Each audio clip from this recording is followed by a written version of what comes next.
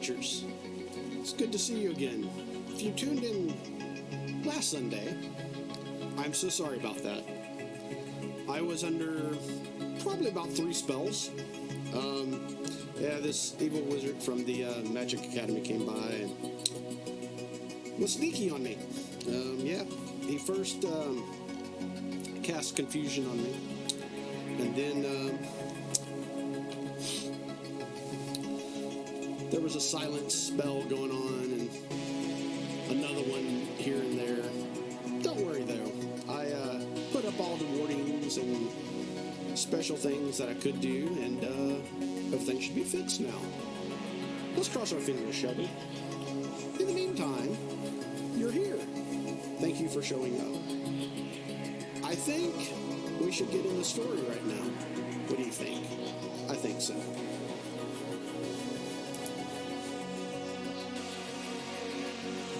Welcome to Erosia.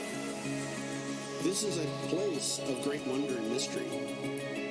A place of endless opportunities and harsh, dangerous realities. And a world thriving with life on a massive scale.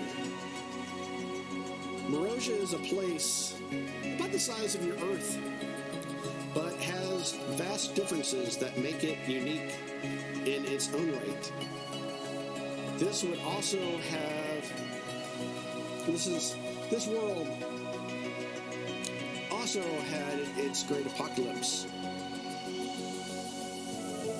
evolutionary explosion, and life-altering events. It too had a great rock fall from the heavens, hitting the surface of the planet and causing massive changes to it.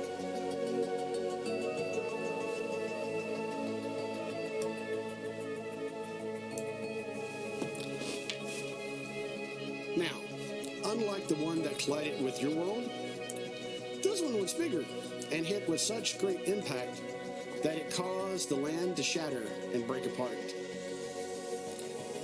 At the same time, others rose up from the very oceans to form anew.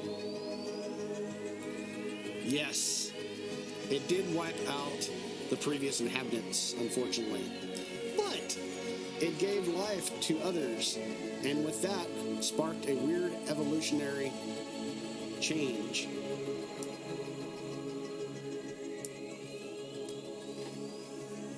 Unlike yours, this one has many species of life, all moving around, communicating with each other, and living their lives side by side in a somewhat, what you'd say, unstable but unified union. This is a world of evolution on many different levels, some of which hold on to the past and won't let go, while others push forward into the unknown future no matter what the cost. Ah, watchers, let me tell you a tale of one such event as it unfolds before your very eyes. So, if you had to put a title on it, then I guess we could. Now, let's think. What to call it? Aha, yes. I know. Let's simply call it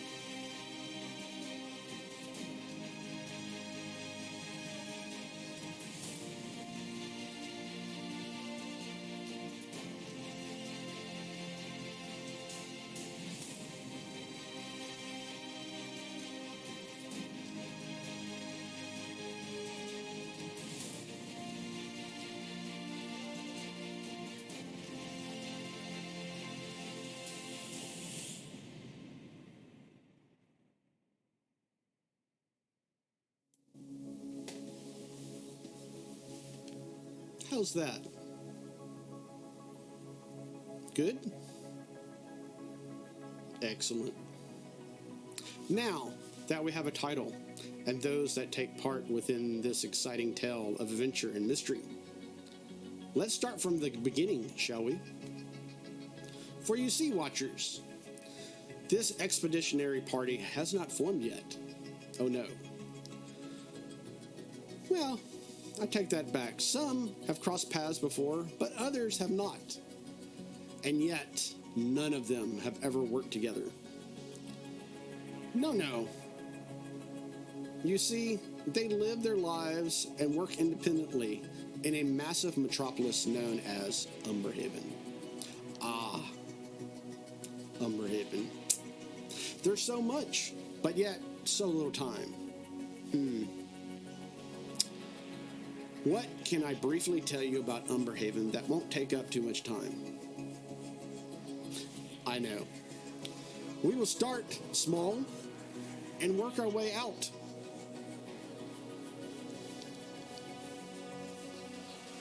Through it is a story of progress.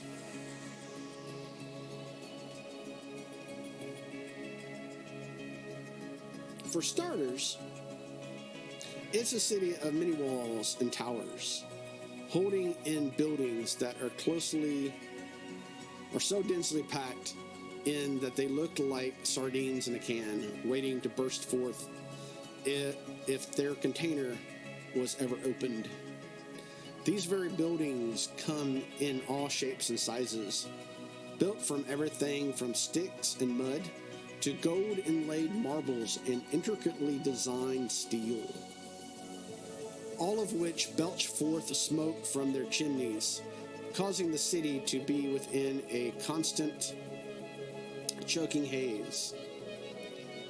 That choking haze I speak of is Umberhaven on its best days. No. We won't talk about it on its worst. For you see, this is a city with 2 million people. No, wait, 3 million people. Maybe.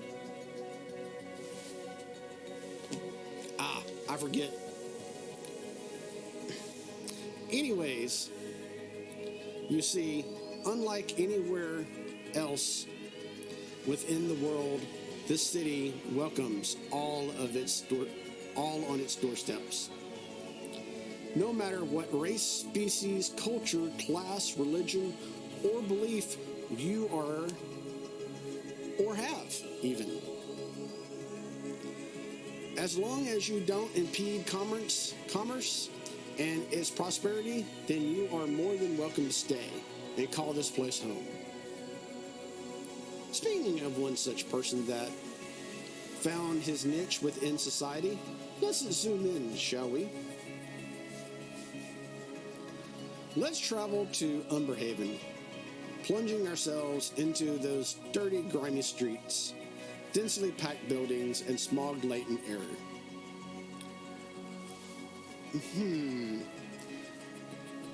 You wonder where we're at. Well, we're within the Workgate district, of course. It's a place of poverty and disease, neglect and ruin, hardship and struggle.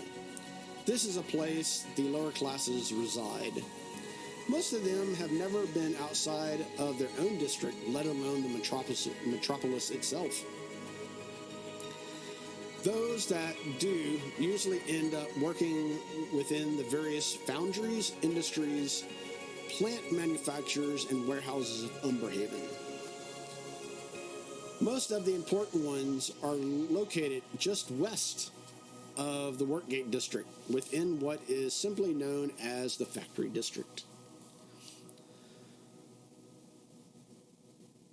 We will come back to the Workgate district, but for now, let's go to the Factory District. You see, Watchers, that's where we will find our first party member. Let's go, shall we?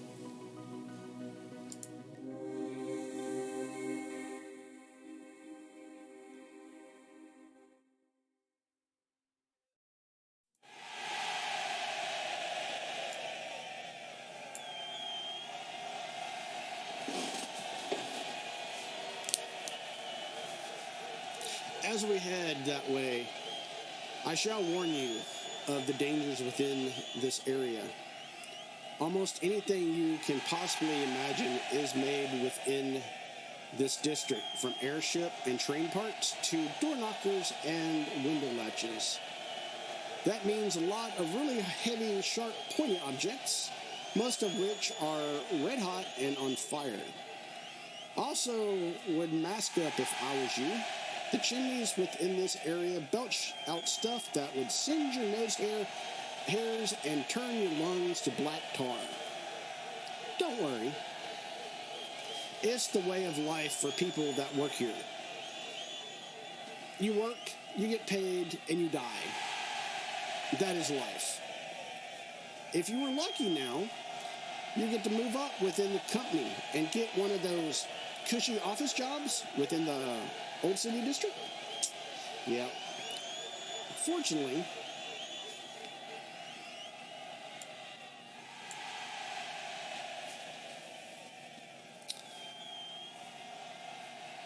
Unfortunately, you see, those that don't do either, well, once again, we won't talk about the unlucky ones.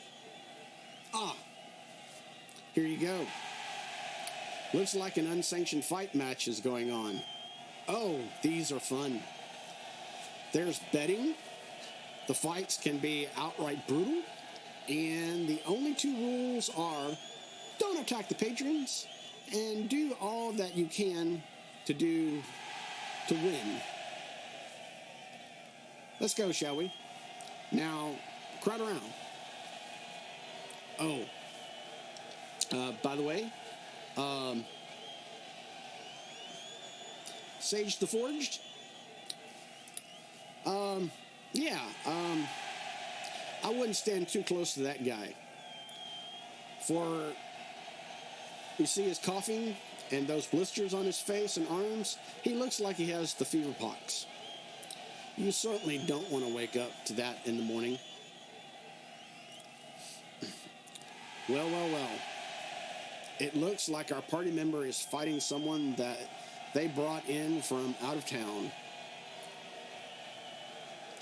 He's a 6'4" tall, light green skin, half orc, weighing, I'd say about 250 pounds of muscle. That bald-headed beauty is known as Clint Madhouse Fulmore.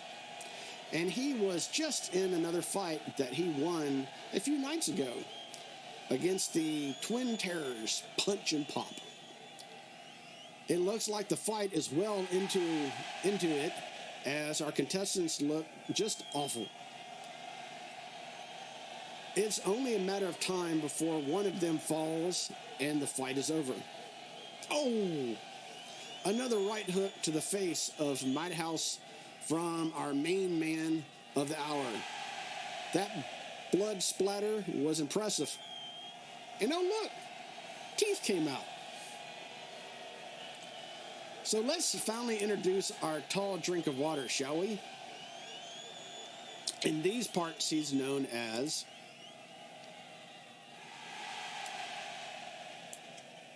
They call me Solomon Decker. Shut down Saul, you might know me from the fight rings. I'm about 7'10", 330, and that's all ready to beat you down. I've been doing this a long time. I grew up in these streets. I know how to fight. That's why I did so well in the rings. But once you beat everybody, it's kind of over. But shut down Saul, man, when he stares at you with these baby blues, you know you're going to lose. It's all over from there. I work in the factory district now, doing my thing, but I'm still looking for that challenge. The challenge that I couldn't find in the fight rings anymore. And hopefully I can find maybe some of these underground fights. Gotta keep everything sharp, especially at my age. Solomon, roll me a d4.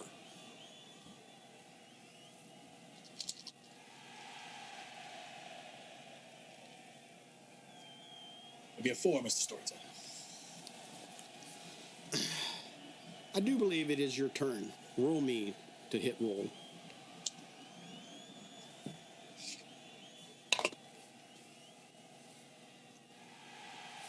I'll be an 18. How do you proceed, Solomon? As you clearly make contact with Madhouse. As we know, these fights are win at all costs. I'm not leaving you unless it's in a body bag. So, probably give him one of my standard winded up hard right hooks. The only thing you would see is the blood come out and his jaw hanging there. You know, you ever seen one of those snakes dislocate its jaw and try and eat something? That's what he's going to look like. Except nothing's going in. Roll me damage.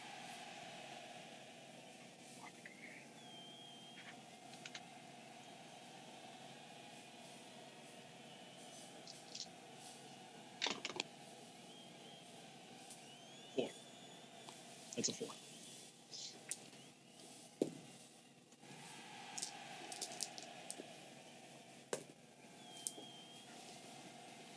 Solomon, that punch lands heavy and hard.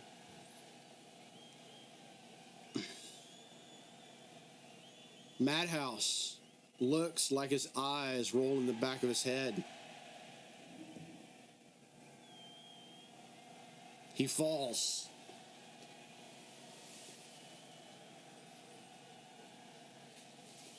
Bam! On the ground. The crowd goes nuts.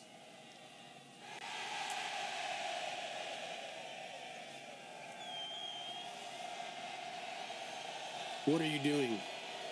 That's right. I'm raking it in. I'm raking in all this pressure. Takes me back. Takes me back to the rings. I miss it. And with that,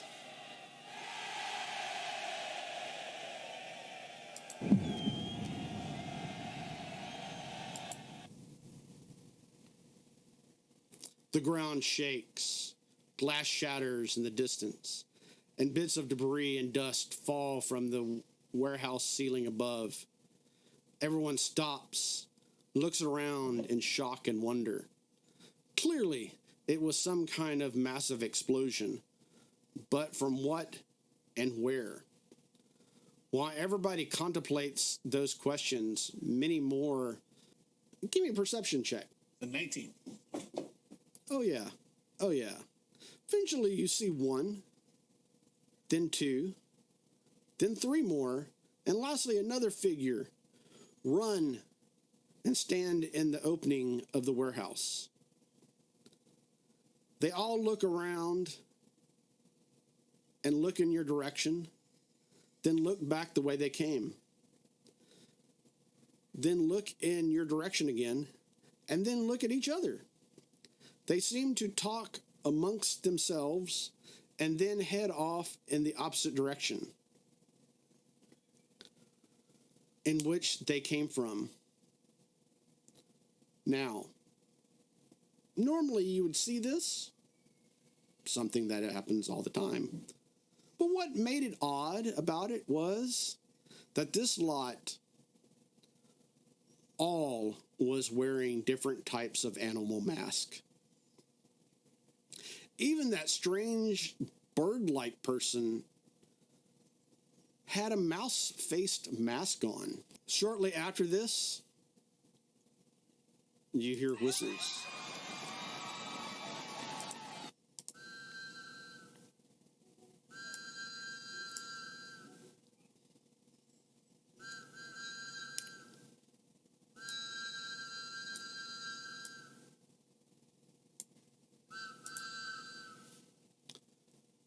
As you hear another shout from one of the other patrons, "It's the guard! Scatter, you fools!"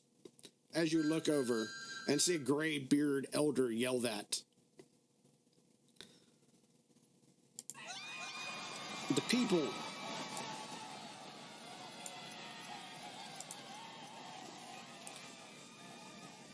start dashing off in all kinds of directions in a panic. Out of the warehouse. Do you flee too? Of course. I mean, I got a job, an upstanding member of society. I'll probably duck my way out of the fighter's door.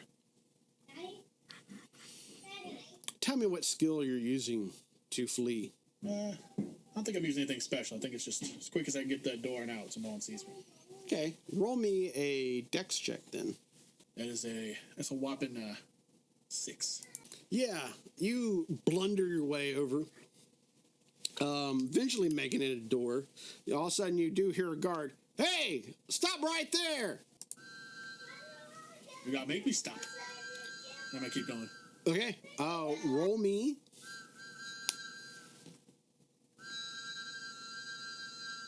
A dexterity check.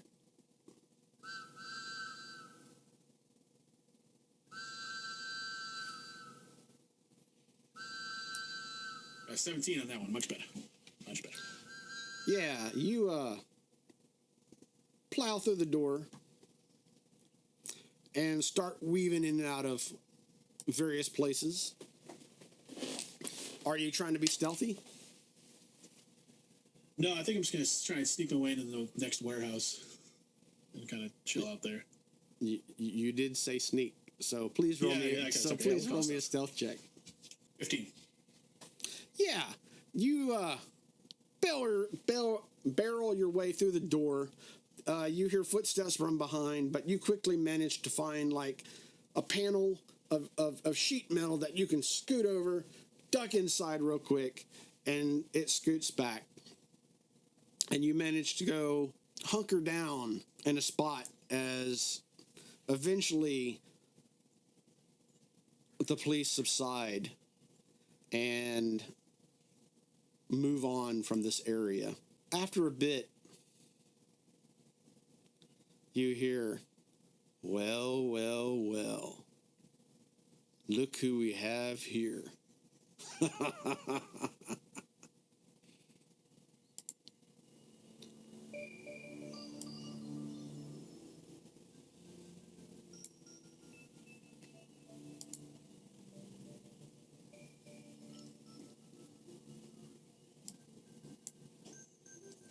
A large, muscular human male, about 6'3", steps out of the shadows. His head is adorned with a short mohawk, an eye patch over his left eye with a scar above that. His left ear seems to be missing a piece from it.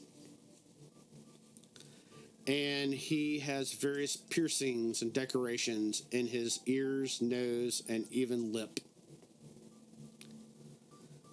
The way he carries himself as he walks out is someone that you would hate to get in a fight with. Why? Because he seems like the type that would keep on going no matter how much hurt you put upon him. But Solomon, the good news is you recognize this guy as the head of the Red Minotaurs within the labyrinth. His name is Joshua Redgate, and he is your boss. Joshua continues to say, boy, I've seen horse shit look prettier than you do. The question is, did you win? Go look at the unconscious half-orc in the next warehouse, you tell me. Don't need to. I believe you. That's good. Very good. I knew that you could. He pulls up a wooden crate nearby, hands you a red cloth, and points to several places on you that blood is seeping out from. Thank you. What do you want, Redgate? I have a job for you. This job will test your skills and your patience. I need you to be part of a team of folks that are going to break into a place and steal something very valuable to those that use their brains instead of their fist when doing battle with others. These people hold their own because I'm not babysitting nobody.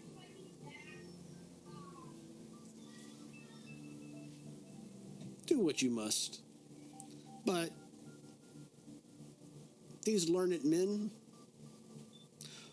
are also willing to pay very well for what you bring back to them.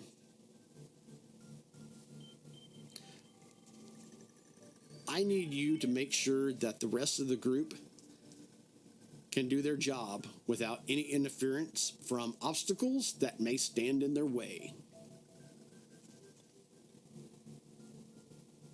I could do that. You know I can do that. Excellent. I knew that you wouldn't let me down. Oh, never let you down. Oh, reminds me. You know that little weird friend you got that thinks he's a dwarf? Ah, yes, Vulcan. Yeah, that one. Bring him along too. I heard there may be a metal or groups of metal or something to do with metal involved. And I know he's good with all that kind of stuff. Yeah, I can, I'll see if I can wrangle him up. Excellent. With that, Joshua hands you a small coin purse with what feels like a decent amount of coin within, as well as a rolled up sheet of paper, and proceeds to say, "This is your winnings tonight. And the piece of paper is the location in which you are to meet the clients first thing in the morning. Don't be late. As well as don't forget to pick up your little weird friend that thinks he's a dwarf, but but's not a dwarf at all." I won't be late. I can't speak for Flynn, man. I'll do my best, but I won't be late. With that, he chuckles to himself, turns around with arm held high, waving goodbye, and says, "Do good, my boy, and the reward will be great," as he walks back into the shadows, disappearing from which he came.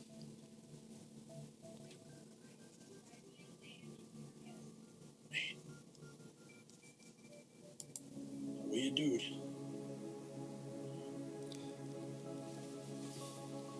With that, watchers, let's leave Solomon to his present situation and his new opportunity at hand. Besides, we'll see him later at the meeting. And I'm pretty sure that he'll bring that little weird friend too. Watchers, let's go find our second party member, shall we?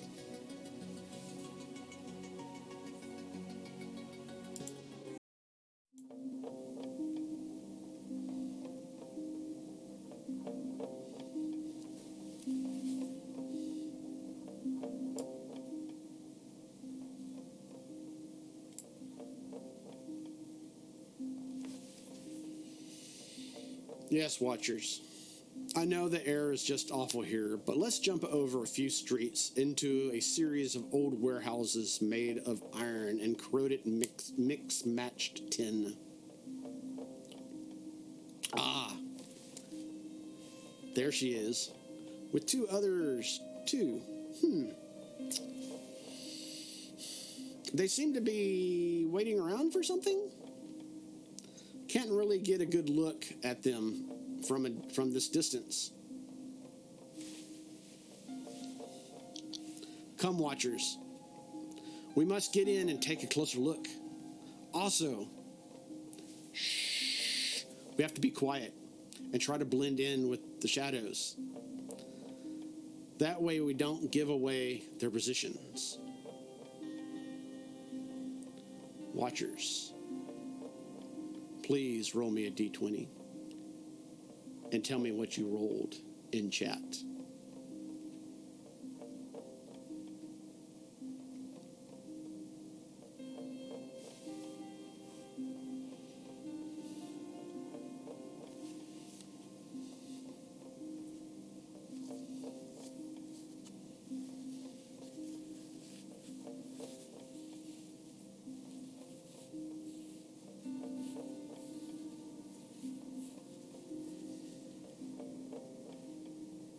Bravo, bravo.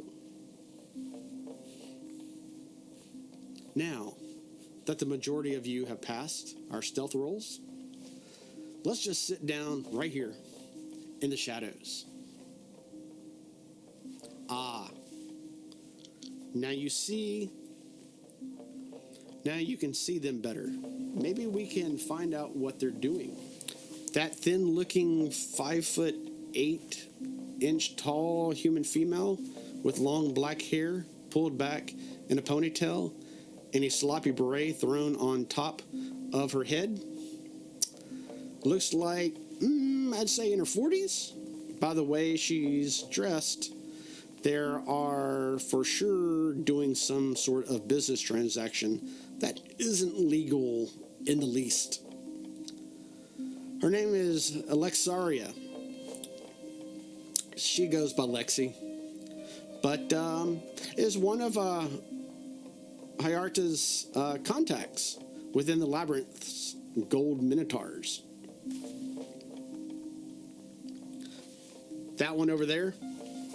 Now, 6 foot tall, I'd guess, and brown and black, in a brown and black outfit with his cloaked hood pulled over his head to obscure his features. Must be one of those that they are here to meet. And that person over there, yeah, that's her second party member.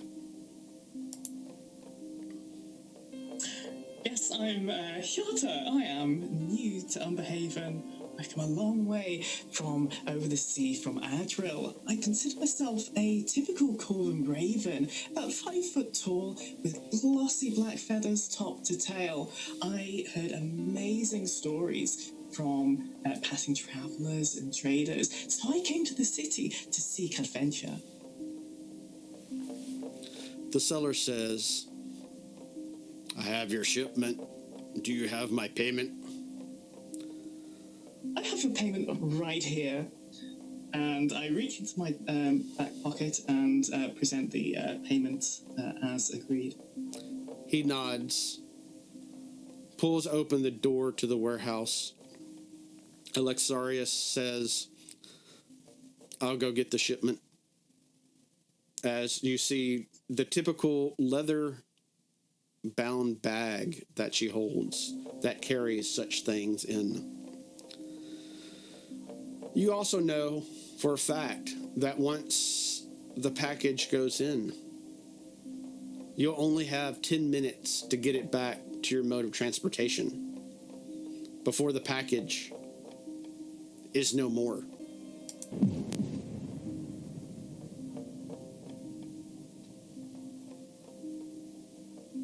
An explosion is heard off within the distance as the ground shakes. A bit of dust and bits of debris fall from the various warehouses around y'all. The seller's eyes widens and says, that's not good. As he looks at both of y'all and says, the package is in his usual spot. Looks around for a bit and then proceeds to say, yeah, I'm out of here. And with that, he flees the scene. Alexius looks at you, Hyarta, and says, we need to hurry. Yes, we do. Give me the package, and I'll make a run for it. I need to go get it first. Let me go retrieve it. Keep your eye out. Keep your eye out to make sure we don't get disturbed. Okay, I'll keep watch. Hyarta, make me a perception check. A perception check. Perception. That'll be a 6. You don't really see what Lexi's doing, but you can only imagine. For you're kind of looking out in the general streets and whatnot. You see something very odd.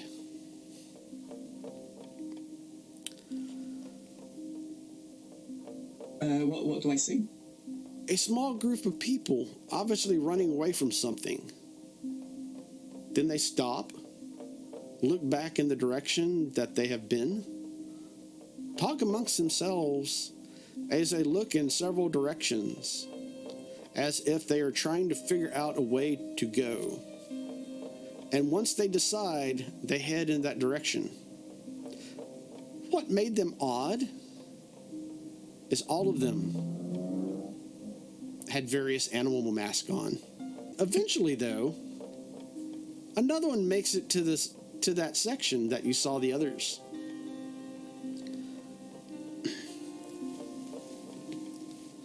This one is much like you in that it's a black bird. But strangely enough, it has a mouse mask on him. It looks around, spots you as it just stares at you and doesn't move. Unfortunately, you hear off in the distance,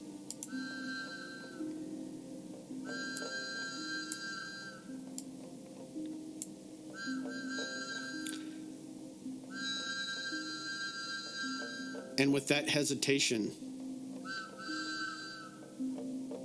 it has cost him his freedom, as suddenly two guards tackle him down to the ground.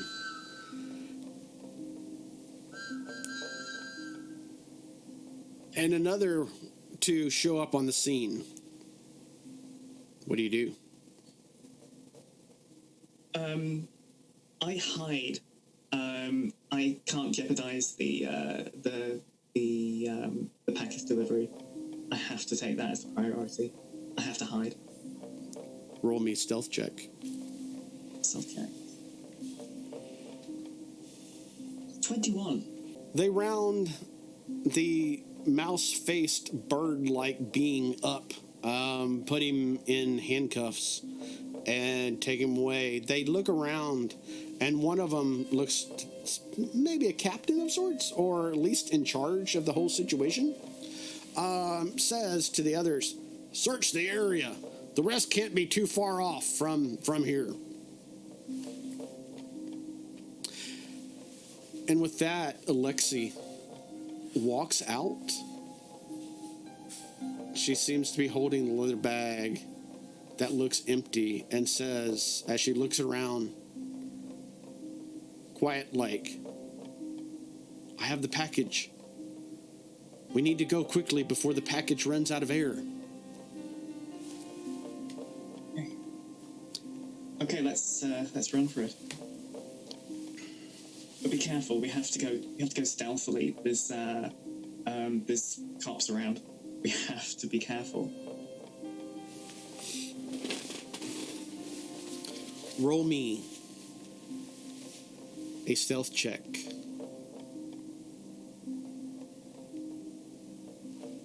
24. Y'all managed to sneak away quickly without the guards noticing y'all. As y'all continue forth, making it through alleyways, this, that, and the other, roll me another stealth check as you once again hear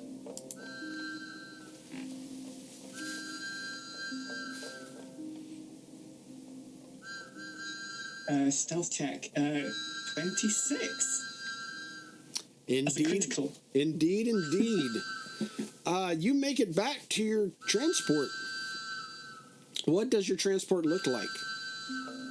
Oh, my transport is the best. It is awesome. It is a steam-powered sail. What was it called? A sail Wagon. Can you tell me what it was called? It was a sail thing. Sail wagon. Sail wagon, that's the one. And it folds up into this compact rolling wagon, but it can also fold out, and it can be steam powered, it can be wind powered, and it's made out of wood, and it is beautiful. It really is. It has lots of secret compartments for all those stealthy missions I need to go on. So yeah, that's what we are running towards right now. Y'all get inside the transport, and Lexi opens the bag to let the contents breathe. Make one more stealth roll. Stealth? This time you get advantage. With advantage, okay. It was a 17. Yeah, you pull your transport into kind of like almost a line of other transports and pretty much blend in as you cross over into the Workgate district from the factory district. Eventually, you make it to the safe house with the package. As both of y'all walk in,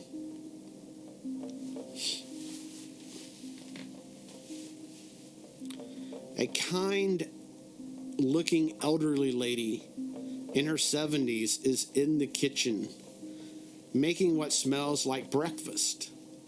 You see eggs, fried onions, and potatoes, bacon, sausages, biscuits, and a whole assortment of condiments, from jellies, jams, honeys, to even cream gravy,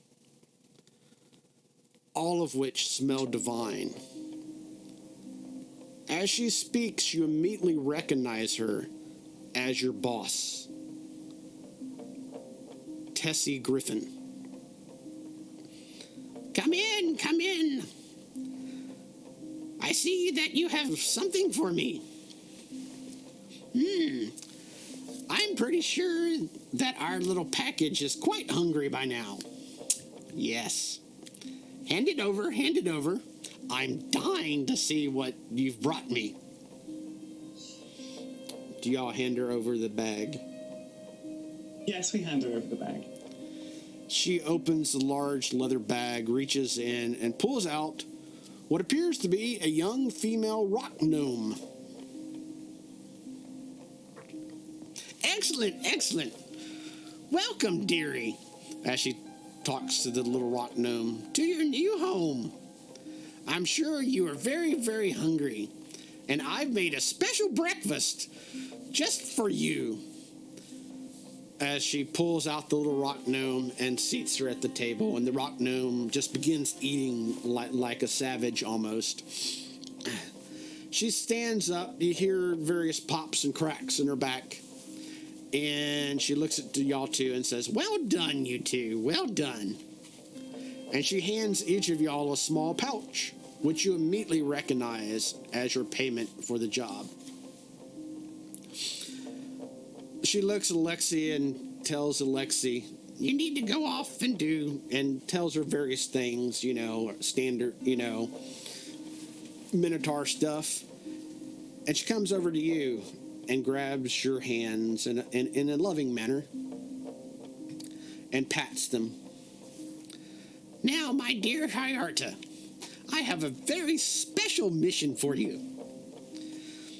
You will be working with at least 3 other Labyrinth members from different branches. This, my dear, this will be a perfect time to hone your skills and do our branch proud. It has all been arranged, and I need you to go to the client's place first thing within the morning." As she reaches in her apron, she pulls out what appears to be a rolled-up sheet of paper. "Here's the location, and don't be late. Anything else?" Thank you. I'll make sure to be there on time. Good, See you good, later. good. Excellent. Now run along, dearie. I have to tend to Umberhaven's newest guest and see what branch she would best fit into. Very well. And you head out the door? I move to leave. Yeah, I leave. Yeah. Watchers. I do believe that is also our cue to leave as well. Hyarda has some prep to do, and we must go find our third party member. I think this time around we will go look for that so-called little weird friend and see what he's up to. Remember the Workday District? Yep, we're in it. So I do believe that we can find him over...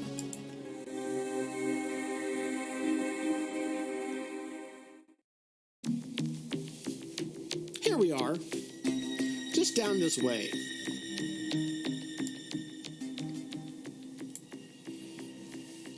Around the corner, a few houses down, and oh look, he's just walking into his teacher's house. Now, before we just walk into his teacher's house, there's some things you should know. For being an elderly, blind, blue-skinned tiefling woman, she's very aware of her surroundings. So if she decides to start talking to you, just nod and use polite manners.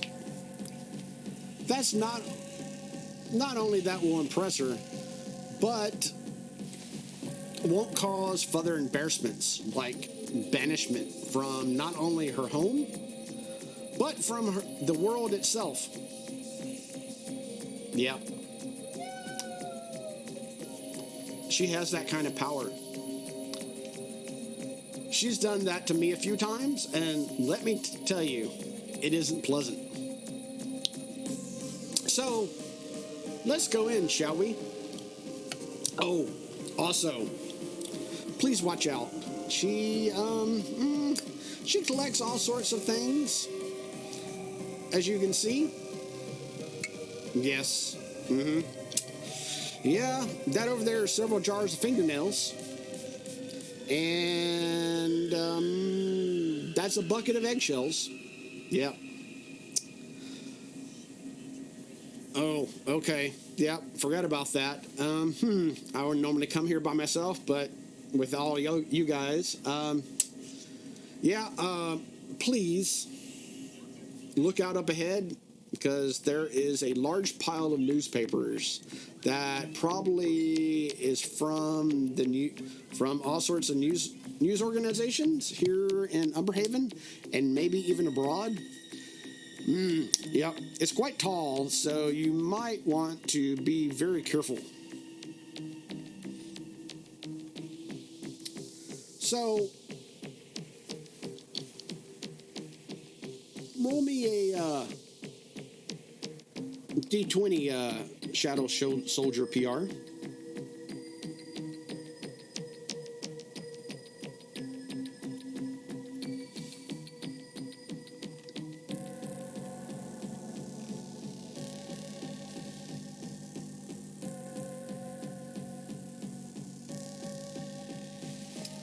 Excellent.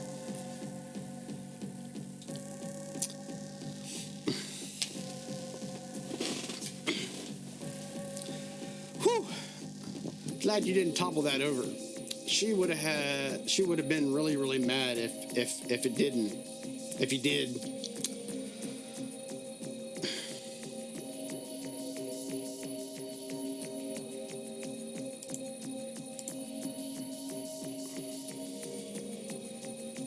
Off in the distance, you hear Mantra say, "Come in, come in. Let me get a good look at you."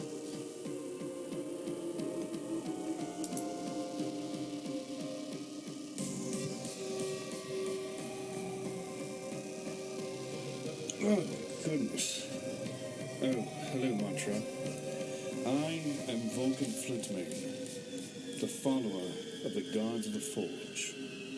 He wears dark gold Damascus breastplate with a large shield and a finely crafted sword.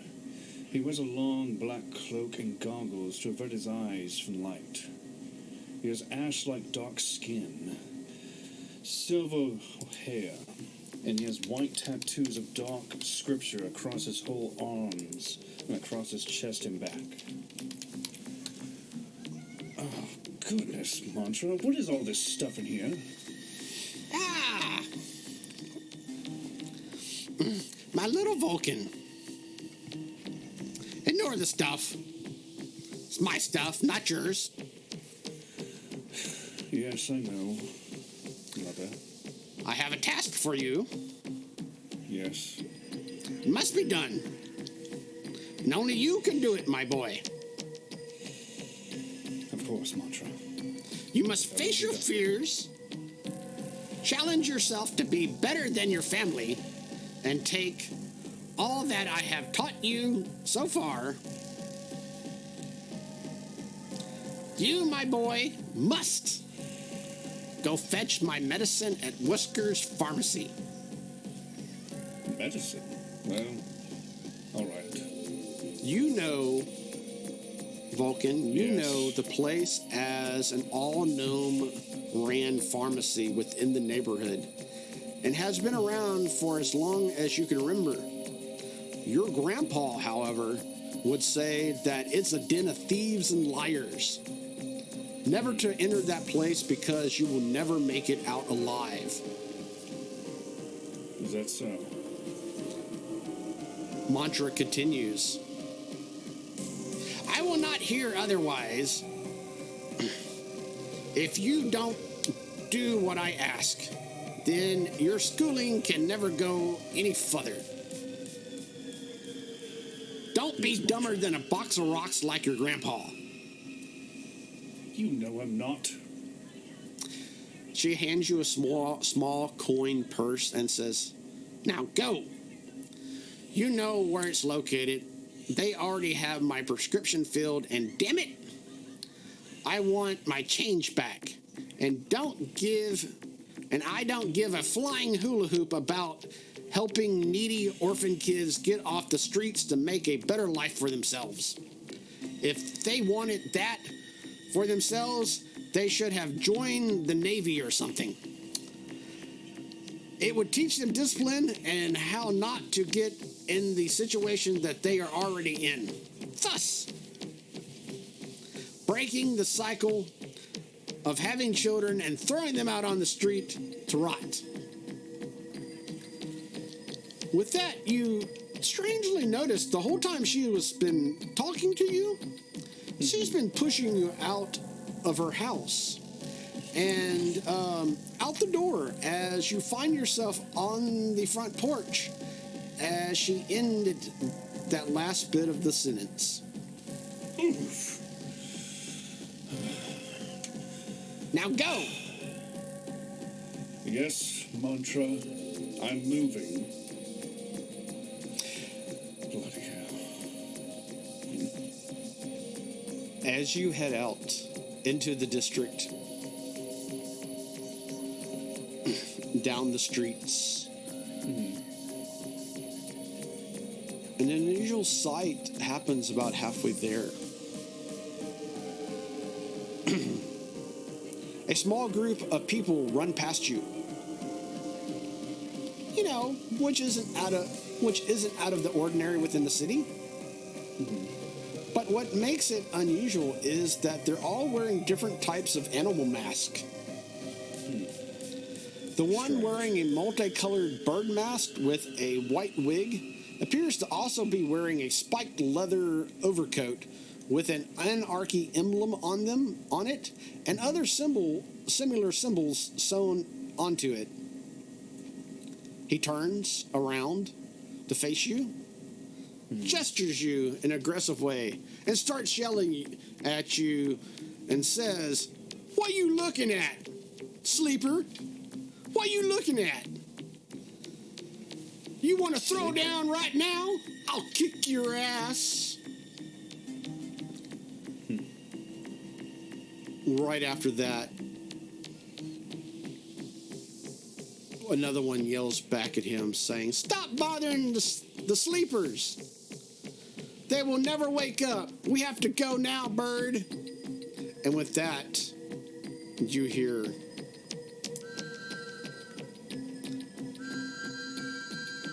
the familiar whistles of the guards blowing off within the immediate distance. And with that, Bird says, nodding, yeah, and points at you. You're not worth it. You'll never wake up, you idiot. He backs away, heads back to the others, and they run off together into the depths of the city.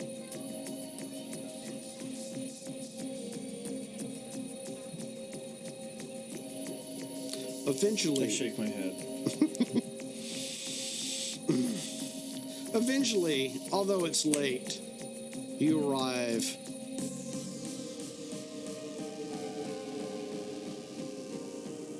at Wusker's pharmacy. Okay. That, amazingly enough, is surprisingly still open. It's a old 4-story brick building on the corner of Tinker Street and Pots and Pans Alley. You gather enough courage, walk in, and proceed to get Mantra's medicine. Okay. Roll me an insight check. Ooh, perfect. 21. Excellent. Tell me what you're going to use out of these 3 to get Mantra's medicine. Deception, intimidation, or persuasion? Persuasion. Persuasion? Yes. With the insight, you get advantage. Perfect.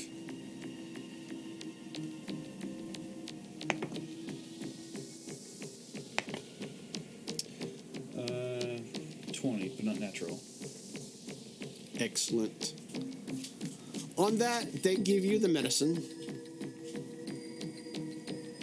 Take half the coins within the coin purse and give back the rest of the coin purse to you. Do you leave? Yes. Eventually, you return back to Mantra with what she sent you out to get. Mantra greets you. Good, my boy, good. You've overcome your fears and wrongful teachings and went in. Excellent. Now, do you have my medicine? And did you get change?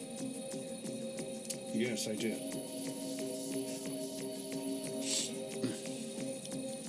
Well, gee, hosey fat and paint my britches pink. You did it. She gives you a big hug, which is surprisingly enough, never has happened.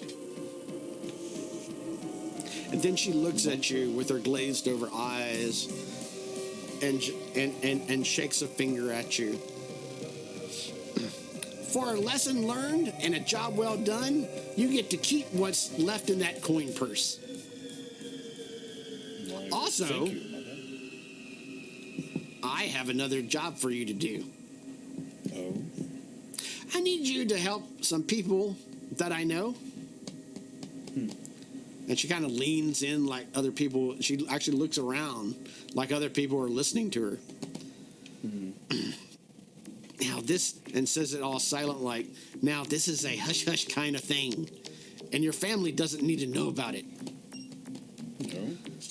You will be greatly rewarded for your contributions to this mission too. She hands you a rolled up piece of paper and says, here's the address to the place that you're supposed to go to. And those that wish to hire you will tell you the other details. Alright. There'll be others there too. Make sure not to be late, because the meeting is first thing within the morning.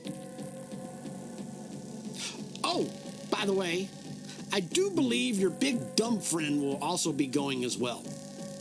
Oh, Solomon. Whatever you call him. Salamander? Yeah, that guy. Yes, mother. Now go! I have to take my medicine and a nap.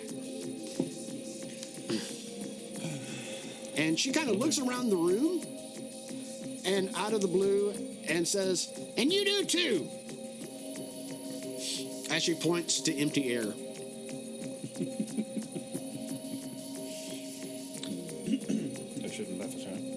Do you leave her? Yes. And as you do,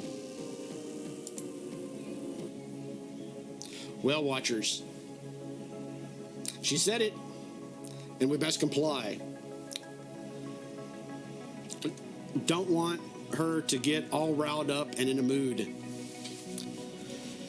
Anyways, we need to go find our fourth party member. I do believe he's presently on a mission for his branch of the labyrinth.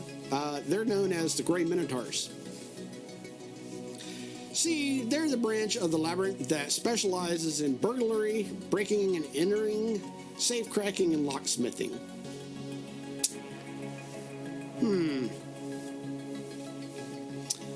Looks like we're going to have to find him in an old manor-style home within the old city district. What? Where's that, you ask? Well, it's the heart of the city, of course. It was the original city before the days of massive expansion and growth. It also held a castle, but that's a story for another day. It's where you can find governmental offices, corporate and guild headquarters, the Umberhaven docks, businesses that cater to those that work and live within that district, and various people from all walks of life, naturally, that can afford to live there.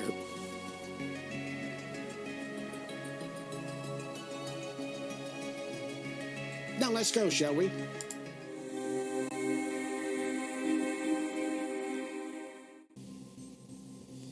Excellent. Look there. You see that 3-story stone house surrounded by a brick wall and a large oak tree within its yard? Yep, that's the place. And we should go in ASAP. I do believe that their little job is well on its way and should be coming to a conclusion very soon. Let's go see what he's up to and how his crew's faring. Yeah, I know a little secret about the owners and their security.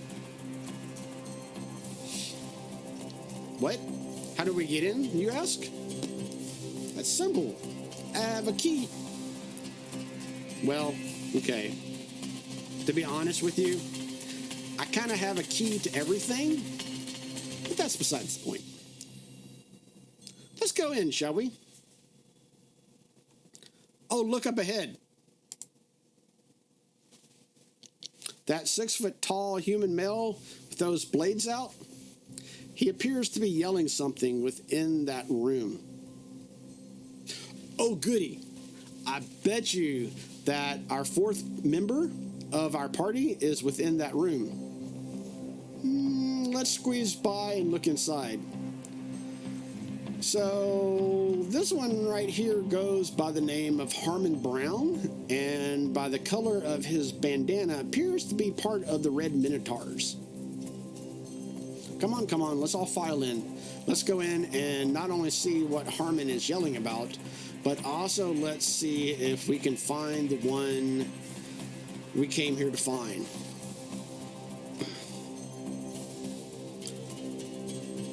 Harmon is yelling, "Clyde, hurry up with that door safe.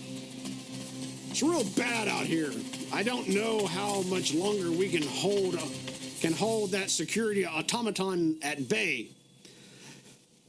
I gotta go and help the boys. Just get her done and get out."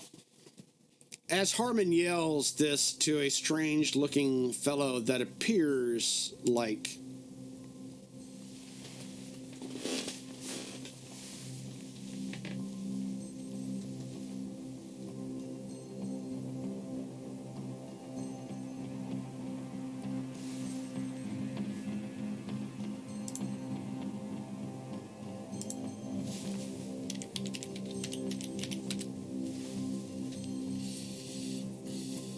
that appears with bright red orange hair coming out of the back of his small gnomish head.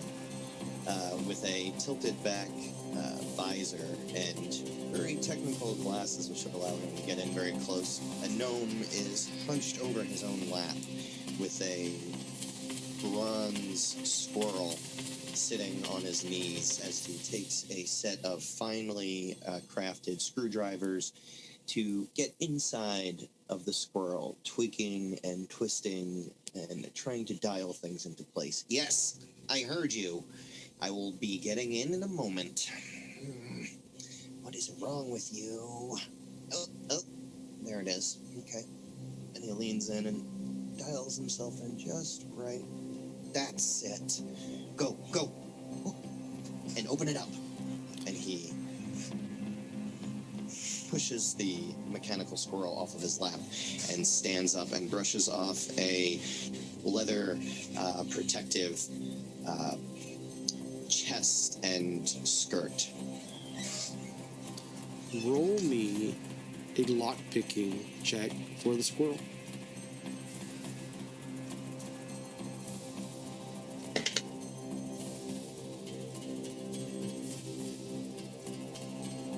I don't know how that works with this additional with this pet here, but I rolled a 9 on the d20.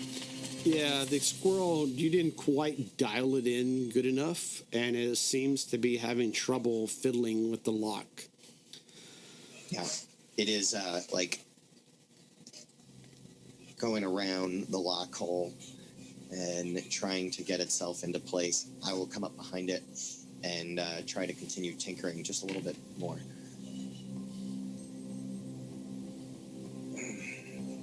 Come on. And I'm really trying to get in there now with the screwdriver. Roll me another lock-picking check. Okay, that's a 19 on the die. You hear the mechanisms click, the familiar sound of a lock undone. All set. Do you open the door?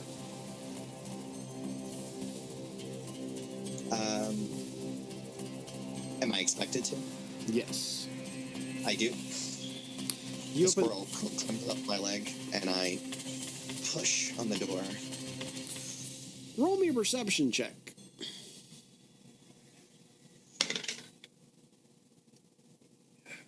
Okay. 15, 17 total. You immediately scan the vault room and immediately see the small metal box in which you have come here to grab for the labyrinth.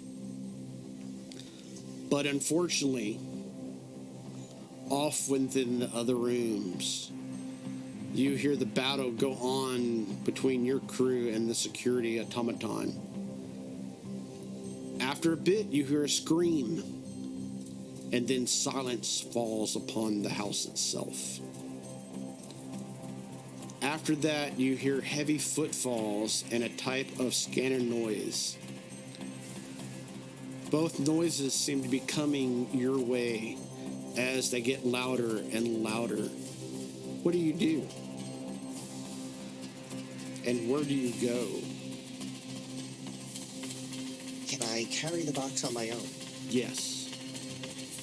I'm going to pick it up, put it over my shoulder, and I'm going to search under my leather apron for the right flap, and I flip it open, and I'm going to press on a branded metal plate and activate one of my artificer spells for expeditious retreat. Tell our watchers, what does that do? I will suddenly be moving faster than I was before, and be quickly gathering up the last of my things and throwing them over my shoulder too, and making my way at a speed that seems unnatural, even though it's a walking pace, and quickly making my way down the stairs and hopefully out of this house. As you run quickly through the house, you see it up ahead.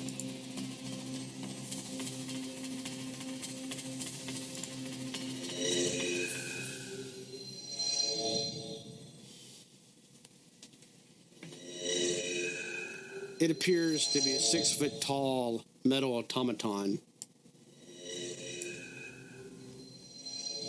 Its huge size seems to barely fit through the hallways and door frames as it scans the rooms and areas with its single red eye. In both hands, it holds what appears to be bladed shields, dripping with fresh blood, obviously from your crew. It spots you with its scanner. Tell me, what skill are you trying to evade, escape, and get out of the clutches, or at least the field of this monstrosity? Ideally, Pineary would flip open yet another leather patch on his arm and activate another artificer spell, allowing these 2 canisters to drop out of his wrist and shoot out grease using the grease spell, and then would use his just plain dexterity and speed to try to use the chaos to escape. Excellent. Roll me dexterity check with advantage.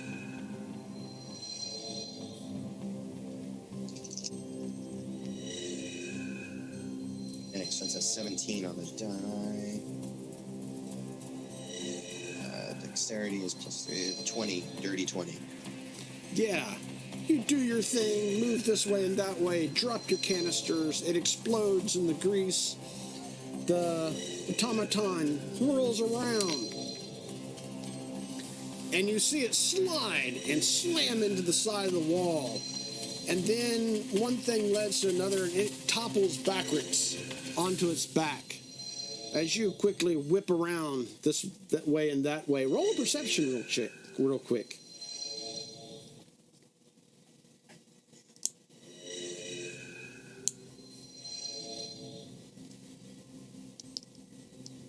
Uh, 18 total. So you get into the main foyer area, ready to leave. There's blood. There's body parts everywhere. It appears that you lost the crew, but you have the prize. What do you wish to do? As you see up on the top of the stairs, the automaton standing back up. Looks around. Well, looks like this was a successful mission, but I'll be looking for a new crew again. That's unfortunate. Well, let's not wait around for you, friend. Come on, Fuzzy. And the squirrel and I make for the exit. And with that,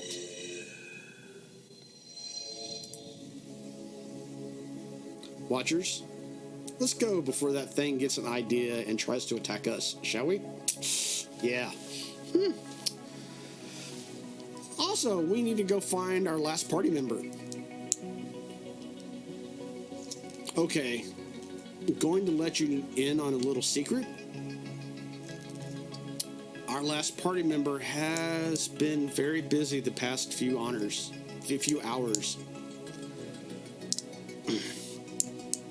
Matter of fact, they have been very busy leading up to tonight in general. Now, I don't do this too often, but let's rewind time to get a better look at the big picture. Are you ready? Here we go. And away we go.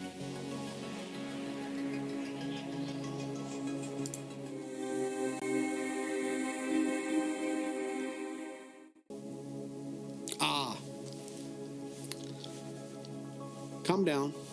Calm down. Breathe deeply and slowly, Watchers. It takes a moment getting used to, But you'll be okay, mostly. That's why I don't do it too often to others like yourselves. But you know, everybody good? Excellent. Now let's go to a part of the city that is notorious for all kinds of mischief and in some ways mayhem. It's not where you have been before. Oh no, my friends. This is truly an interesting place indeed. Here we are. I give you the Rivergate District. It houses the Umberhaven Academic Institution, student and faculty living, and various businesses that cater to those that live here and attend school itself.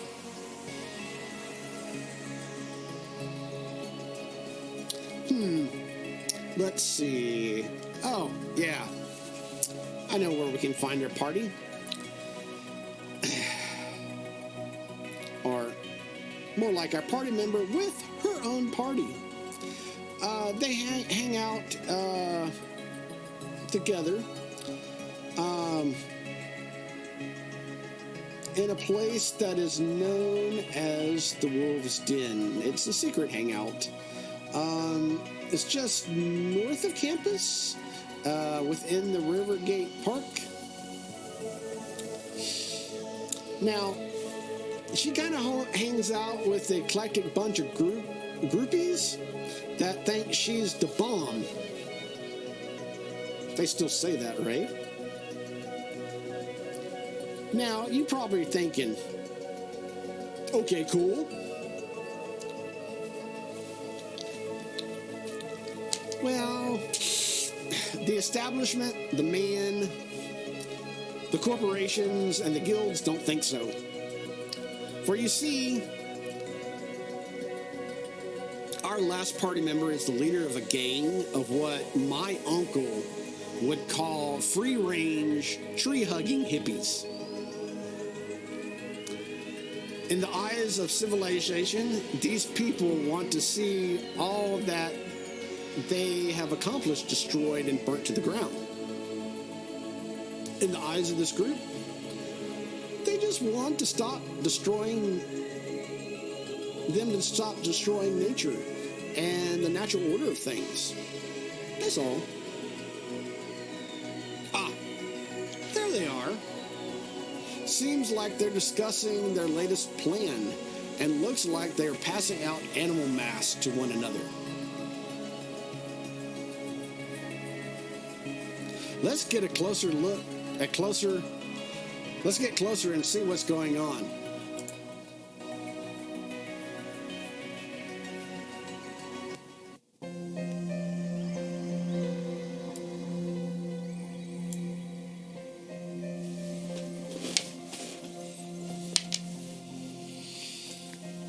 Eway says, now,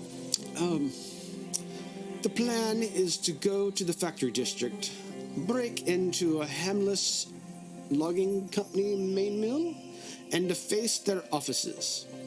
Aspen and Aston will get the glitter paint bomb, and use it once we get inside the director's office. Alonzo and his girlfriend Selena will be on guard and look out.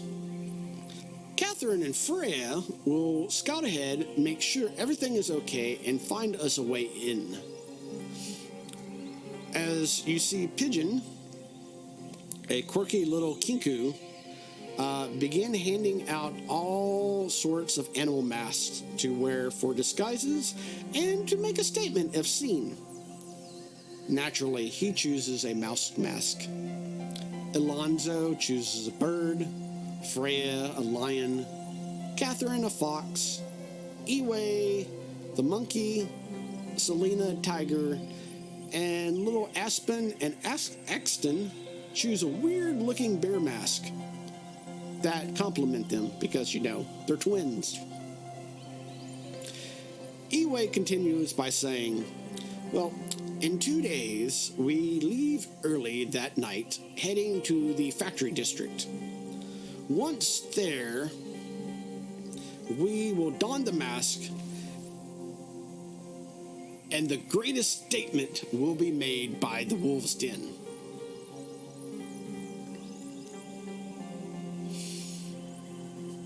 Everyone looks at each other and begins to howl.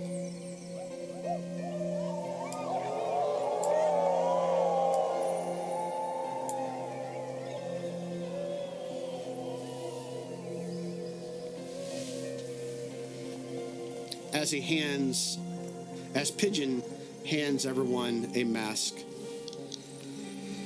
and Iwe hands you a mask and says, "Now, did I forget anything, boss lady?" So, we're going to start here introducing myself. My name is Thea, and she is roughly, I'd say, 5'7", appears to be like in her late 20s. She has, I'd say, like a little bit below shoulder length brown hair, with bright blue eyes, and her whole right arm is filled with various tattoos, one of them being like a symbol for a tribal wolf, and other various symbols of nature all up throughout her arm. And as everyone is sort of standing there, I'll just sort of look around and gather everything together, and I'll look back at Iwe and I'll say, can we just make sure that, we don't hurt anyone in this process? Oh, most definitely. Most definitely. We have 2 days to prepare, but yes, I will make sure. And as you hear Alonzo, I'm not promising anything.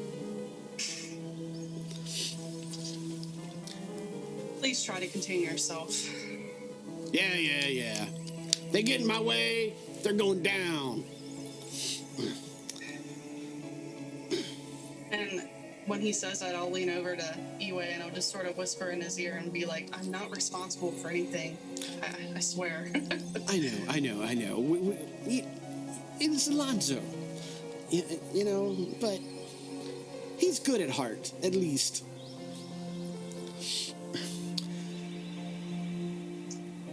And with that, Watchers, we are now caught up to what's going on. I hate to say this, but hold on to your stomach, because here we go. See, that wasn't too bad, was it? Now we are at the evening where this all began. Yep, that smell, of course, is the factory district. And just a few streets over, we should see our animal farm up to mischievous mischief.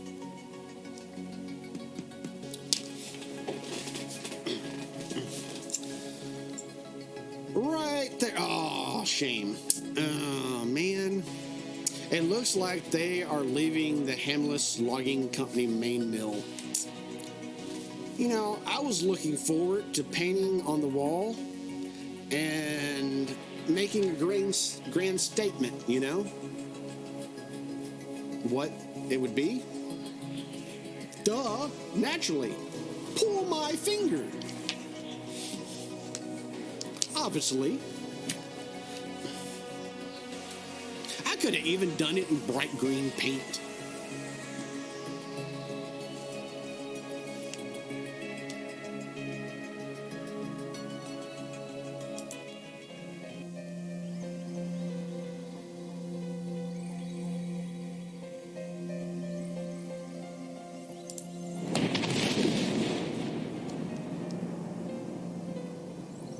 Oh no. What was that? I think something went wrong. with that glitter bomb. Because it wasn't supposed to do that. Let's go in and hear what happened.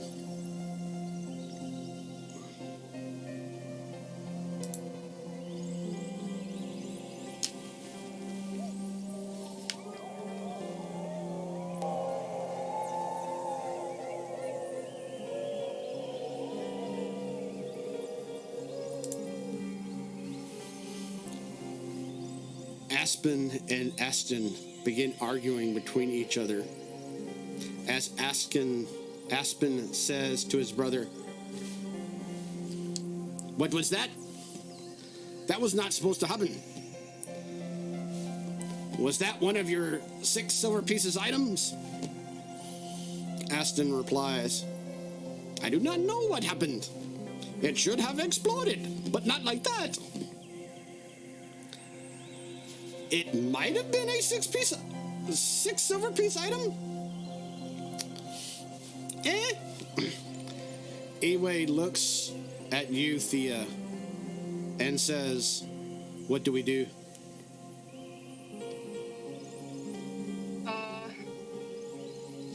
So there's nobody else around in the general area? It's just us? Yep.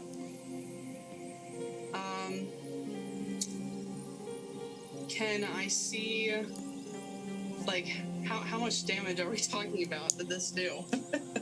The place is on fire right now. The ground shook.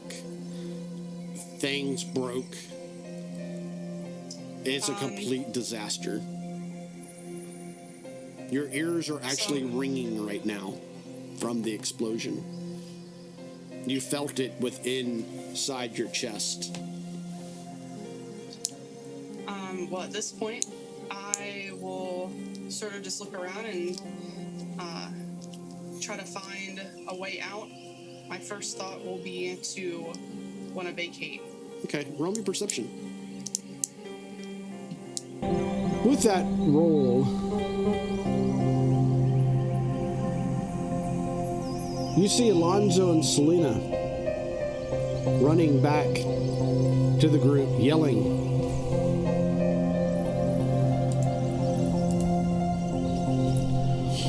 Running back to the group and yelling.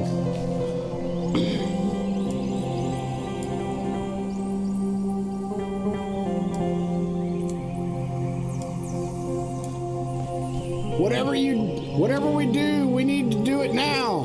The guards are coming. The guards are coming. Okay. Can we see if there's an exit? Many streets that you can go down. What I need from you is a series of 5 dice rolls to escape the scene and make it back successfully to the wolf's den. What you're going to do is choose which set of skills, abilities, and the like you are trying to use. None of them may be used twice. But since you have your followers, they get to assist with you with these rolls, thus granting you advantage. Okay. So for each roll. What now? Yes, for each roll. Advantage for each. Okay. Yes. What skill set would you like to use first to get out of the area? I think I will start with stealth. There's a big explosion. My first thought would be to, not want to draw any more attention to us, as we already have. Yes, indeed.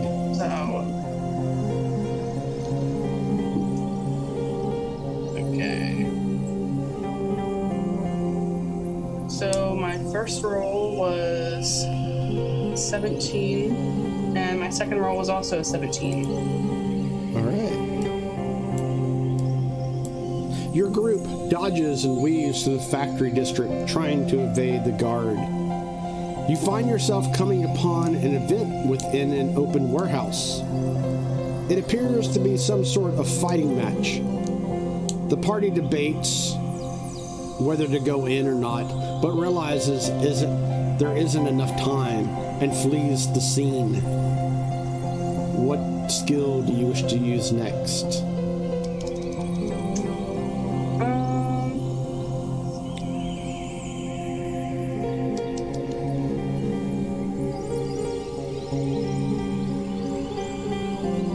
Do you think that maybe I'm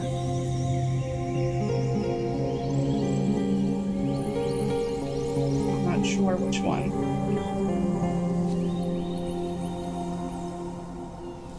Maybe we could do, let's think, an acrobatics check.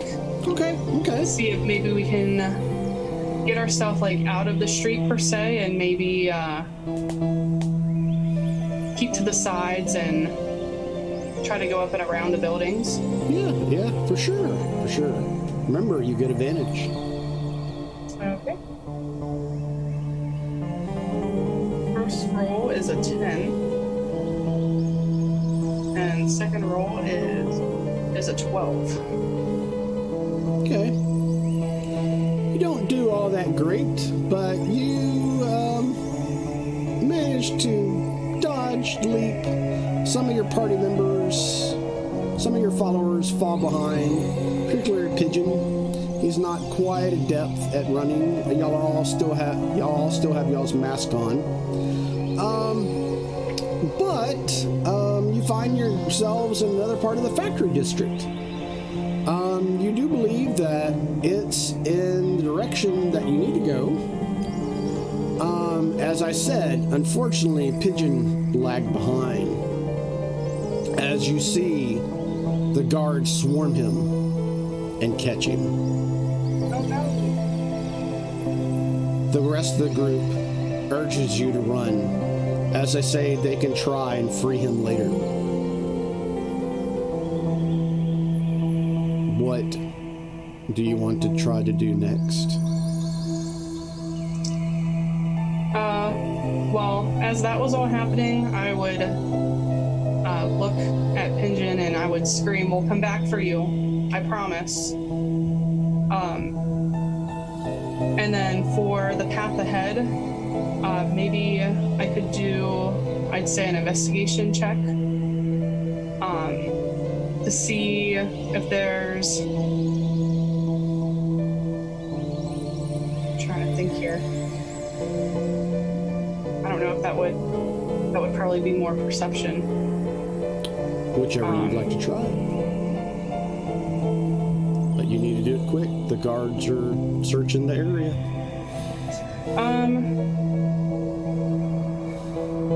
Okay. Well, let me go ahead and I'll do. I don't think, have I done perception yet? No, you have not. Okay, we'll do a perception check then, just to see. I'm going to be looking ahead to see if there's anyone in our path or any sort of obstacles.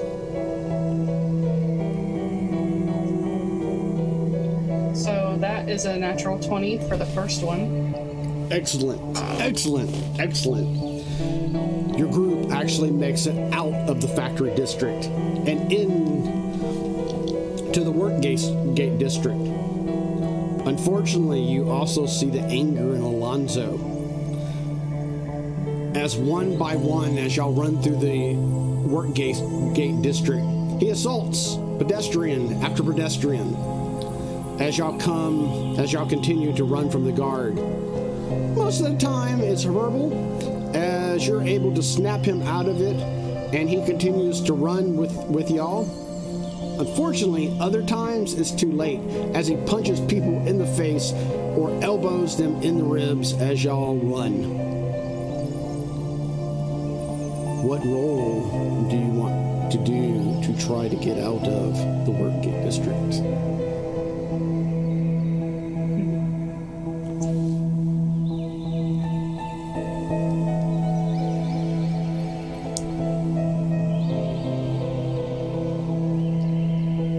Say that maybe I could do see it here.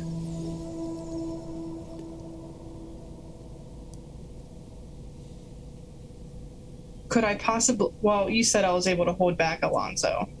Yep.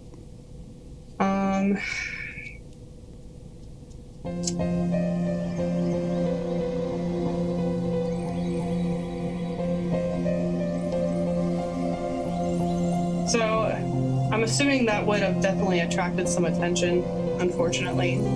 Indeed, it did.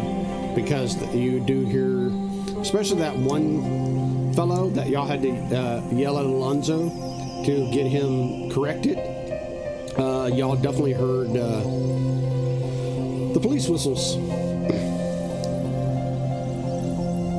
So, perhaps a persuasion roll? Because I feel like that would have caused quite a scene, and the whole point of this was to not cause a scene. So to anyone nearby, Possibly I'll just be like, Alonzo too. yes, I'm gonna be. Please just don't mind us. Sorry, as we're casually running our way through here. That first roll was not good. First roll was 5, and the second roll was a nat 20. Oh, well, hey, there you go. Guess what? Your group finally makes their way back to the Rivergate district. And now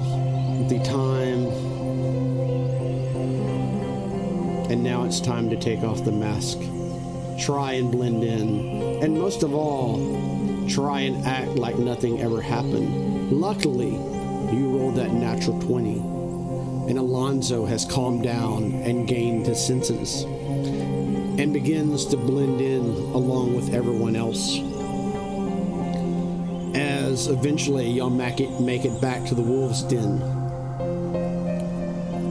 After a little bit, though, a strange-looking pigeon of blue-white flies down to you, Thea, and drops within your eyesight a folded-up note.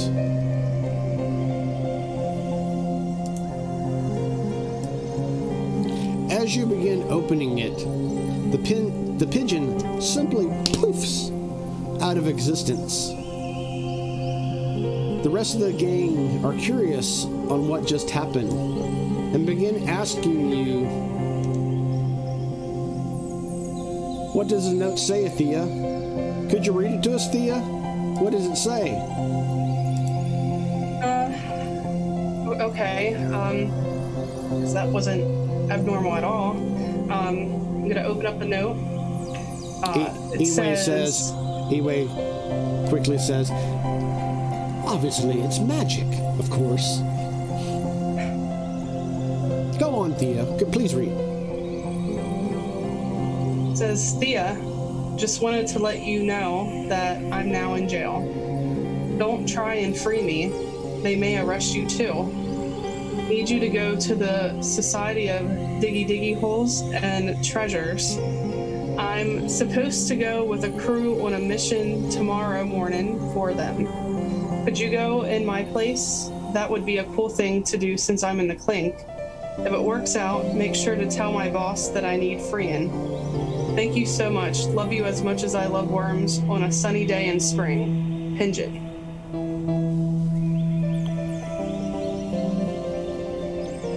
And with that... I feel so bad for him. And with that...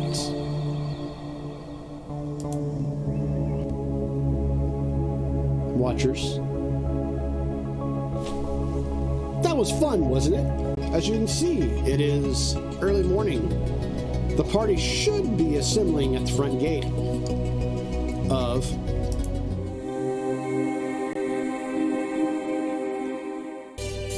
look there, Watchers.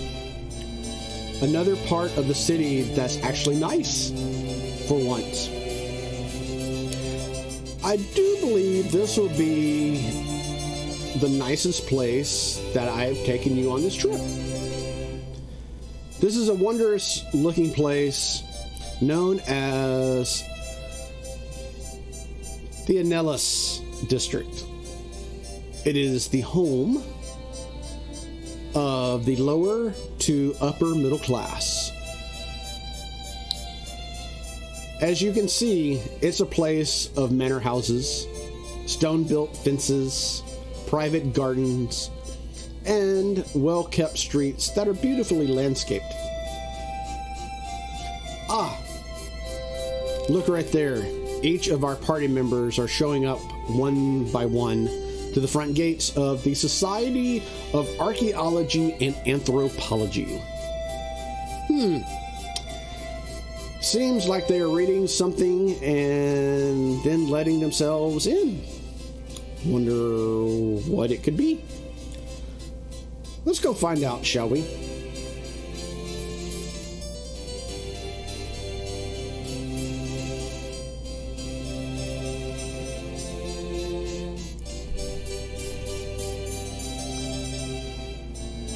Each of you arrive separately, with the exception of Solomon and Vulcan, that maybe come together if they so do wish to.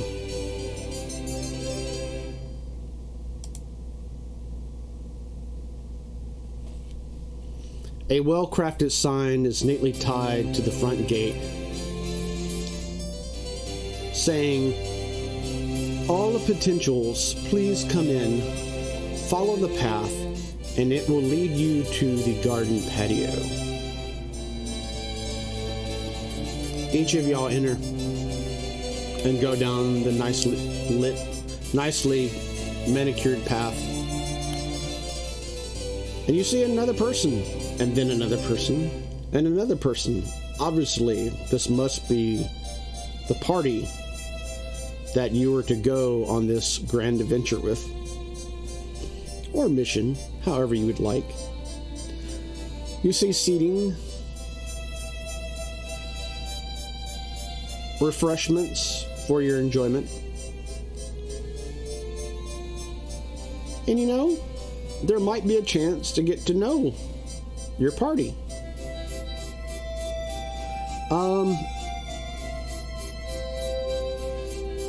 With that, on the refreshment table, you see another sign that says, "We will be with you shortly. Enjoy, and thanks for coming."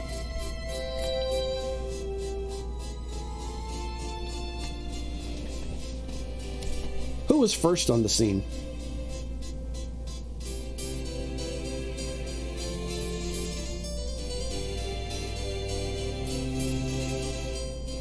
You're muted. I kind of imagine Pinery might be. I feel like punctuality would be something for him. So, what is Pinery doing as you're there by yourself? Is he waiting? Yes. In order to get in? Like I said, they're seating, nice seating actually. Well-carved wooden chairs. Really nice food too for quote unquote refreshments. You've probably only seen this food out when you've actually broken into these style houses before, not actually been invited to a party or anything like that. So. So Pinery would, not too much food, he's not much of an eater, grab his favorite item from the setup and make his way to a well-carved chair and pause before sitting down. What kind of wood is this? Cherry? Interesting. Wonder what they used to carve this. Was sharp, I can tell you that. Magic? Maybe. And sits down and starts to eat the snack that he had taken for himself. But halfway through, stops and goes, "I'm going to have to ask somebody." With that, who's the next to show up on the scene? I think it'll be Hiata. Wouldn't be too long before Hiata shows up after Neri shows up. So she'll be sort of slowly making her way in and sort of scouting out, seeing what she can see. I guess you might have a look and find out where Paneri is, and since he's probably the only one there so far, she'll ask. So, do you know what we're doing here? Well, hopefully getting a new crew together. I have recently gone solo. How do you say this? Unintentionally and unwanted, unrequested. Really? Yes. Really? I lose parties. I just I put them down and I don't know where they went. That's encouraging, just to say the least. Yata, by the way, nice to make your acquaintance. Oh, Paneri. You can call me Pi. Pi. Nice to meet you, Pi. Both of y'all, roll me an intelligence check. Intelligence.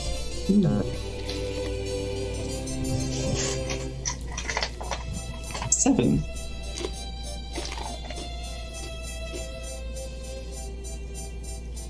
Sorry, I gotta pull up my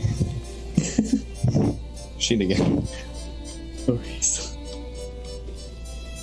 I'd say 14. Yeah. Yarta, it was just 7. It was just a job. I mean, things come, things go. You know, stuff happens. Pairi, as you were eating this beautiful, beautiful breakfast for the very first time in a long time with this old elderly lady, you distinctly remember seeing this bird-like being stand before you.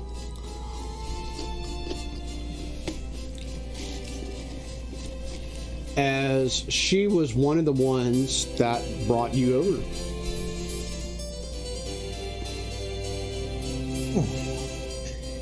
You... we are talking about Hirota, right? Yeah. Okay. You wouldn't, by any chance, have been involved in the extradition of some Gnomish refugees some time ago? Who's asking? A Gnomish refugee? Perhaps. I believe I recognize you from my my escape. Interesting. What's your name? It's Pioneer, but specifically Tapplegot. Tapplegot. That was what I was after. Yes, I think the surname rings a bell. I can't remember off the top of my head, but like I say, a job's a job. I tend not to try and get attached to my cargo. Yeah. But yes, I'm glad you made it. I'm glad you've settled here quite well, and you know, these things often work out well. I am glad you feel that way. Then nothing is owed, and we can work as equals. I believe so. And with that, who's showing up next? I believe Vulcan will probably show up. Very slow approach as he walks inside. He's going to have a very cynical view of the scene as he approaches. I guess because he comes into the larger room, just kind of scanning his surroundings. The first thing he's going to catch is Penry, and he's going to have a very keen eye, aggressive look as he sees his direction, holding his shield tight.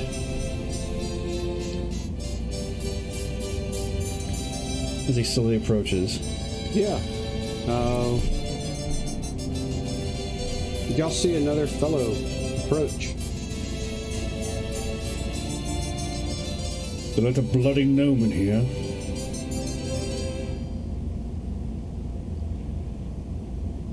Who the heck said that? Me, Flintmane Vulcan. You filthy wretch. hang on a minute. Come on, you can be nicer than that. They're kinda filthy and racist. Well, You can talk.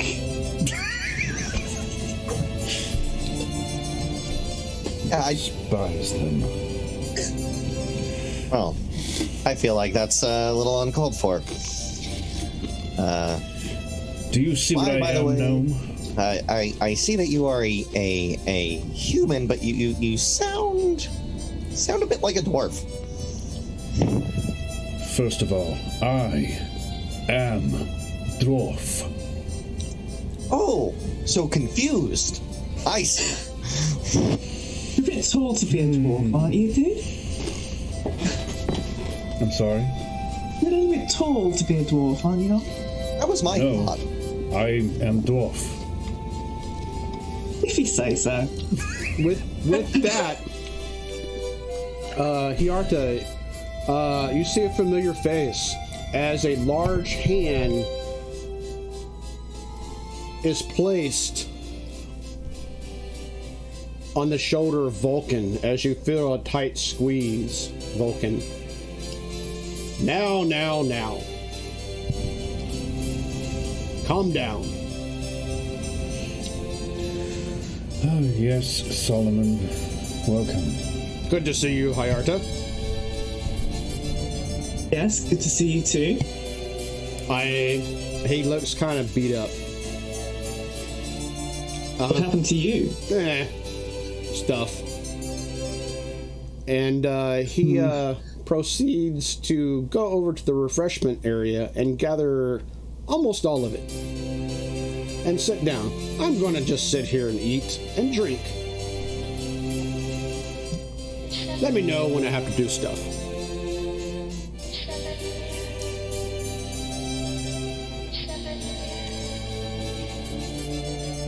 I'm hearing voices. Is anyone else hearing voices? With that, Did you hear that? Thea, you show up on the scene.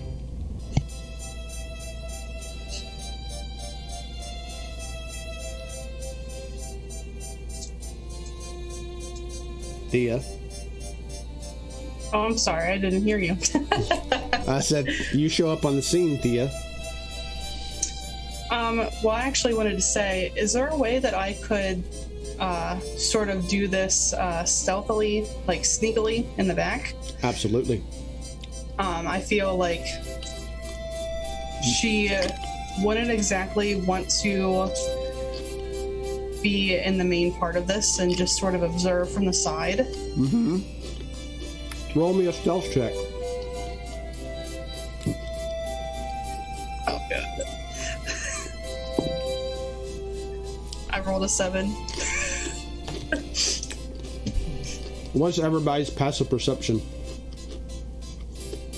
More than 7. Okay. No, I'm just kidding. Well, it is. 13. 12. Yeah, You'll have to show me where that is. Passive. Oh, here we go. 14. yeah, as you say that, Hiarta, y'all all kind of look around. And you see Thea hiding off in the bushes. I think I One see leg out, one somebody leg hiding in the bushes over there.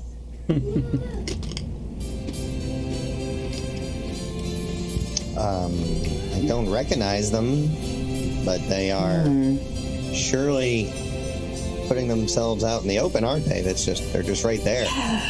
Not doing a too good job hiding. Maybe we should go and say hello.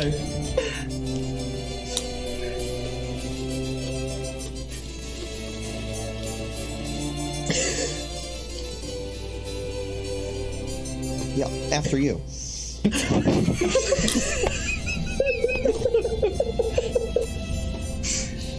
I'm trying not to laugh, but I can't. God. Line. I can hear you over my own laughter. Okay, so I walk over and I drag Paneri with me. Yeah. Yes, and I just sort of reach my hand into the bush and sort of maybe grope around, reaching for a face, groping for a shoulder, just getting my hand right in there, and Sorry. okay, yeah, so, and I feel for whoever this is hiding in the bush. Yeah. Poking the eye. You clearly feel a bird-like hand touch your face, Thea. With that being said, I'd probably immediately get defensive because I have no idea what the hell is going on. So I would automatically just try to grab her. Mm-hmm. And sort of, I guess, just pin him to the ground. Oh.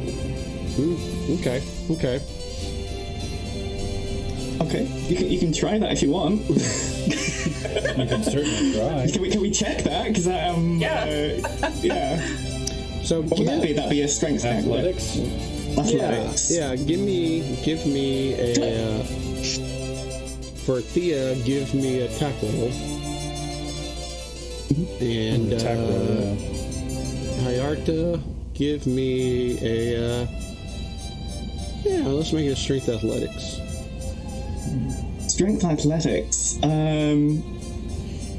think I would be a little bit more deft than that. I think I would kind of more lean into it and jump over her. Okay. If I so can. instead, let's actually do something completely different. Let's give me a dex saving throw. There you go. Oh, that would be better. Yeah. A dex saving throw. But first of all, Thea's got to make a successful attack roll. Mm-hmm. Okay. I rolled a 16. Did it hit your armor class or above? I would assume. I rolled a. No. I rolled a 21. Okay. No. Here we go. How does this look as she tries to pull you into the bush? So I sort of go with the movements and sort of flip myself over and get my feet behind her back and just push her out of the bush. Okay. With my feet. Yeah. So she just sort of. As you see this, Perdurni, both of them emerge out of the bush together. And Pineri stumbles back. Hey! Whoa, watch the squirrel! I immediately draw my sword. As Solomon looks over, what's going on? It's all right. You go back to your food. Right. So who are you? I'm talking to... Depends on who's asking. I'm Pineri. You can call me Pie. Tapplegot. Holds out his gnome hand. Specifically, it's a gnome hand. I have no idea why I said that. Yeah, Hyata. And why are you hiding in a bush? Well, to be honest, I don't really know, what's going on here. I just have always sort of stayed to the sides and learned that the best way to go is to try to stay hidden, which obviously I failed on that end, but Yeah, well, I don't think any of us really know what's going on here. I think we're all just here. We've all been told to come here, I think. Y'all each have a letter.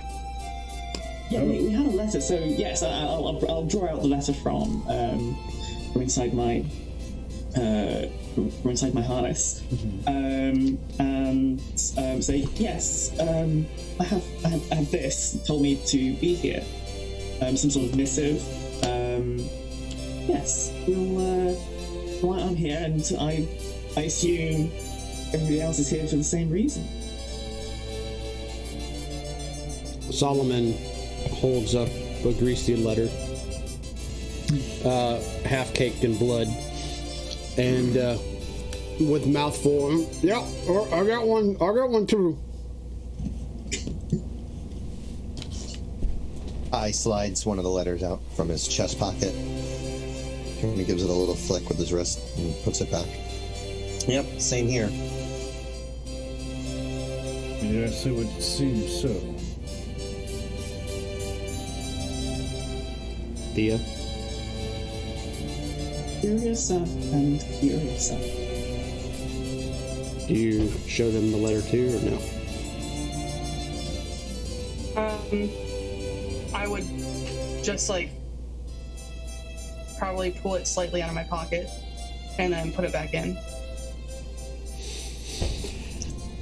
I know you like to stay to the edges, but I'm pretty sure there's only 5 of us. I don't think there's much hope of staying out of the limelight.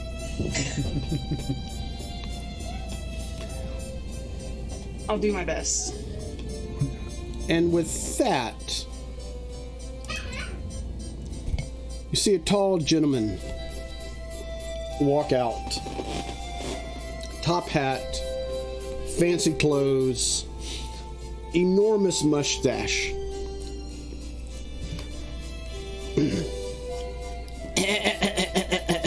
As you hear ting ting ting ting ting ting on his drinking vessel.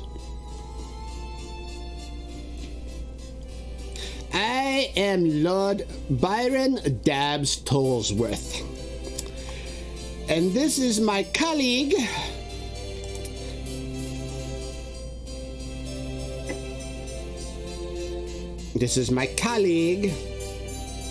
there you are.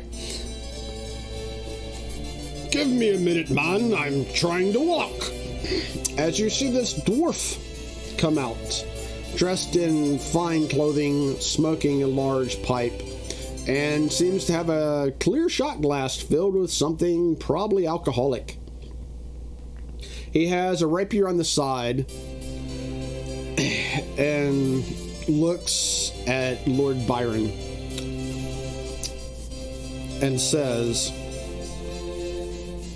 "Did you tell them, man? Did you tell them?" No, not quite yet, Lord Roderick. They need to know your name. Yes. Fine. I am Lord Roderick Burton Hilliard. Pleased to meet all of you. As Lord Roderick looks over at Lord Byron. Go on, man. Spit it out. Yes. I have put out the word that I would like a party to go on a mission of sorts. For you see, go on, man. It's not that hard. Yes. Quite right. We seek the lost temples of Humla-Tik. She's an ancient deity of agriculture and plagues. So it is said that deep within her temples hold keys of the fruit of life. These so-called keys, however, are manuscripts describing in detail practices of immortality and healing to those that are plagued by death and the like. For you see, the first temple is, well, go on, man. It's not that hard. So the first temple, you see, finds all the other temples.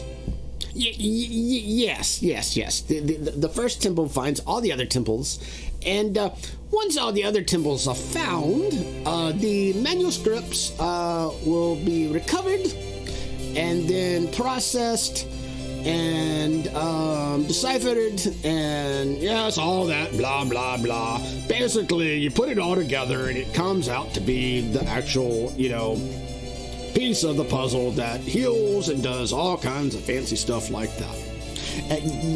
Yes. Such as those dying of plagues, diseases, healed, completely recovered, without any scarring or blemishes, which is absolutely fascinating. And also, those that are like overly healthy can live well past the prime and be gifted possibly immortality. We're not too sure on that. Now, the first piece of knowledge that we need to find the first temple, however, is let's just say the Elven Syndicate has it. And yes, the Elven Syndicate has it, and the latest series of train robberies that happened has caused issues that the Elven Syndicate is on high alert, you see, and right now they presently have it in a warehouse within Umberhaven. Our sources say that it is being stored there, and then shortly it will be moved to the Wilhelm train for transport. After that, it heads north to Crossroads, and from there, naturally, west to Covington, and Coverton. Never could figure out that place. It's where I'm from, man. It's Coverton. Yes, Lord Roderick. We do believe that the train is heading to Venarium, and that is the final destination of the first piece of the puzzle, you see. Unfortunately, if it makes it there, it will be locked deep away within the Venarium vaults, never to be seen again. And all humanity and its greatest treasures of these temples will be lost. What we propose, you see, we wish you to break into the warehouse and steal the first piece of artifact. Was that hard? That was not hard. It's all we need them to do. They didn't need to know about all the other crap. Yes. But, you know, it is nice to tell people everything. Not always. So, indeed, once you receive the first piece of the puzzle, you see, we as the society will decipher it. And after the deciphering, we will uncover the first location of the first temple. Before we do that, we will pay you each 200 gold pieces for the first piece of the puzzle. Once we uncover the first location of the temple, we would consider, if you are interested, we would consider to hire you as valuable employees, which will come with a salary and certain perks that you may not now have. What say you? As Lord Byron looks at all of y'all.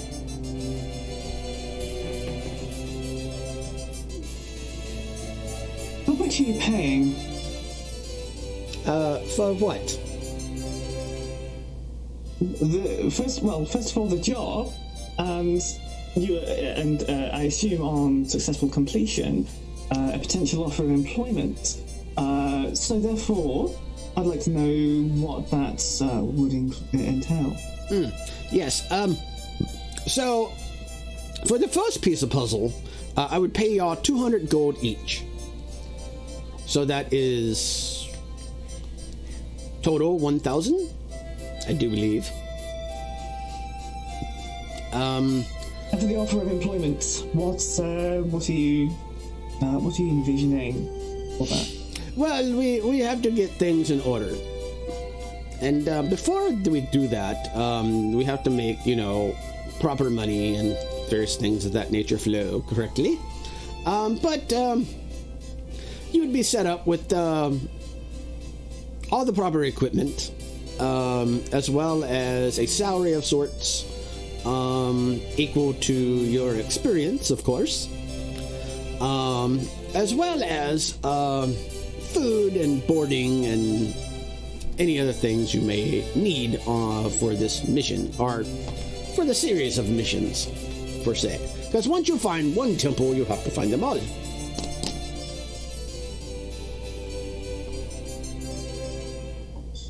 Okay. I think we should discuss this Excellent. as a team. Good, good, good. Yes, discuss it and get back with us. We will be over here. As they kind of walk away. So I turn to Vulcan and I say, 200 gold pieces for a piece of paper. Something's... what do you think? Can I do an insight check on him? Yeah. Which one? The guy offering the job? Lord Byron? Yes. Okay. Let's see how clear this offer is. Oof. That is a 5. Yeah, as far as you know, that's a lot of money. It is. What kind of piece of paper are we looking for? Well, they say it's potentially, well, it'll lead to the potentially immortality. While it itself may not be of high value, it may lead to things of extremely high value. So I can't imagine this warehouse is going to be very, we're not going to be able to just walk in there. No, of course not. It's going to be very dangerous to us.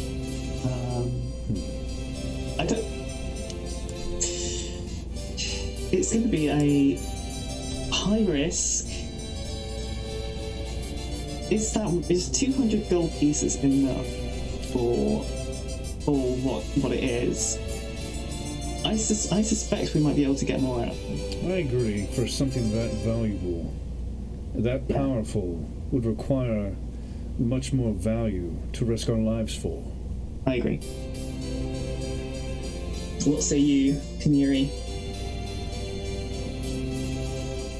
Well, if I'm being honest, I'd do it for half, so I think I better let you do the talking. Very well. Typical gnome. This guy has a serious attitude problem. He does, but, well, we'll see how it performs in action. Perhaps Vulcan could do the talking for haggling. Alrighty. Approach Lord Byron. Or Baron. Byron. Byron? Alright. So, Mr. Lord Baron. Byron. His Byron, name. excuse my language. Quite all right. Believe. We are in private. Believe. Yes. I give him a slight nod. We believe that for something so powerfully valuable that we could negotiate a much more worthy cost at the risk of our lives. How do you see this? Please go on. Considering how powerful this artifact is and how much it means to you, I would like to negotiate a higher trade. And how much are you looking for? Let's say possibly double. Give me a...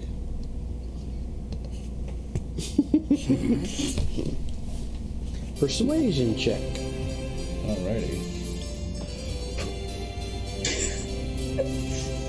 Going to Vegas. no. That doesn't bode well. It's a nat 1. Oh. You. As Okay. Lord Byron I looks, must have pissed him off or something when I asked that. as Lord Byron looks at you and goes, well, no, my dear fellow. First of all, you insulted me by just not officially saying my correct name. I might have forgiven you, but, you come off quite rude. You should learn your place in society. It's not me. It's not me. And know your status. That's what I said. She could have helped me negotiate. Sorry, yeah, you could help me negotiate. No. Not at all. So, Not at all. Sorry, just out of character, I have -1 in persuasion. So, Well, I was saying if you had helped you, I could have possibly got advantage on it. oh, maybe. Oh, shit. Yeah, it's okay. It's okay. Okay, sorry about that. It's okay. So, not only is the price set, but I was going to offer you another, 1 or 2 people to go along, but now that is even off the table. Sorry, guys. Okay. Did hear me scoff in the background, like. Very well, my lord. 1,000 apologies, of course. Yes. The apology will be accepted once you complete the mission. Fine. 200 gold pieces to infiltrate a warehouse and recover a piece of paper. How hard could it be? Actually, sounds like the type of thing I do all the time. Well, let's leave it to you then. Oh, well, Fuzzy can get us in. A mechanical squirrel is gonna pop up out of my, one of my front pockets.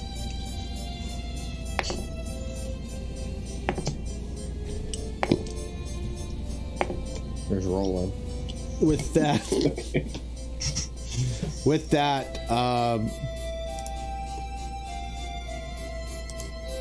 both of them come back. Well, have you decided on what y'all are doing? As Lord Roderick speaks up. And he steps. Oh, sorry. Go ahead. Sorry. No, go ahead. That's fine. Okay. Yes, we accept the offer. Excellent, excellent. Good man, good man. So, we have the directions where the warehouse is. You have...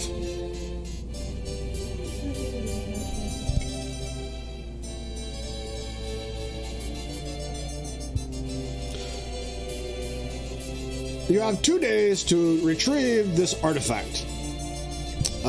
If not, then it boards the train to never be seen again.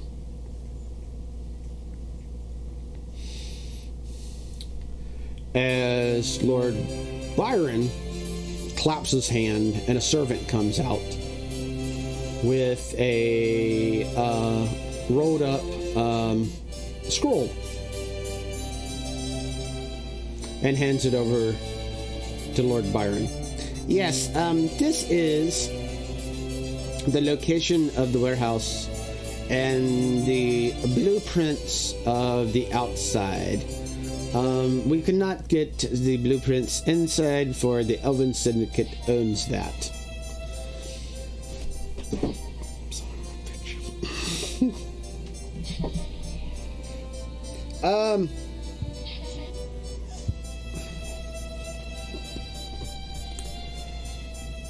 With that, Lord Byron takes the blueprints and hands them over, not to Vulcan, but to Paniri.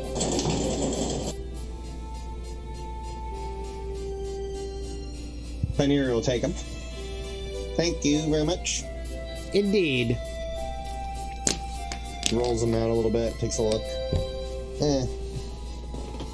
Puts the specs. Rolls it back up, folds it. Sticks it in the backpack.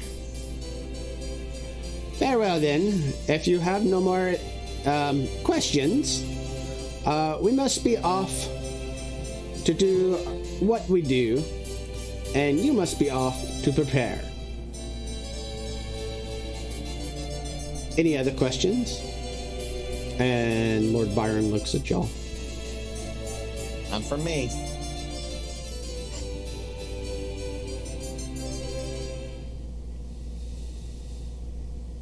Vulcan?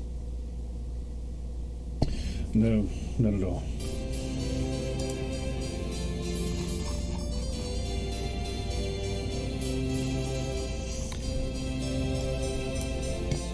Right. So, y'all head out.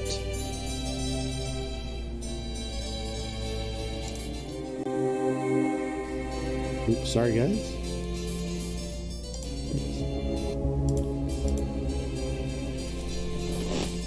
Sorry about that.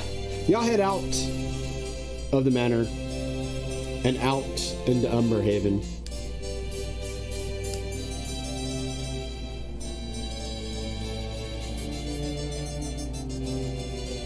What do y'all wish to do next to prepare?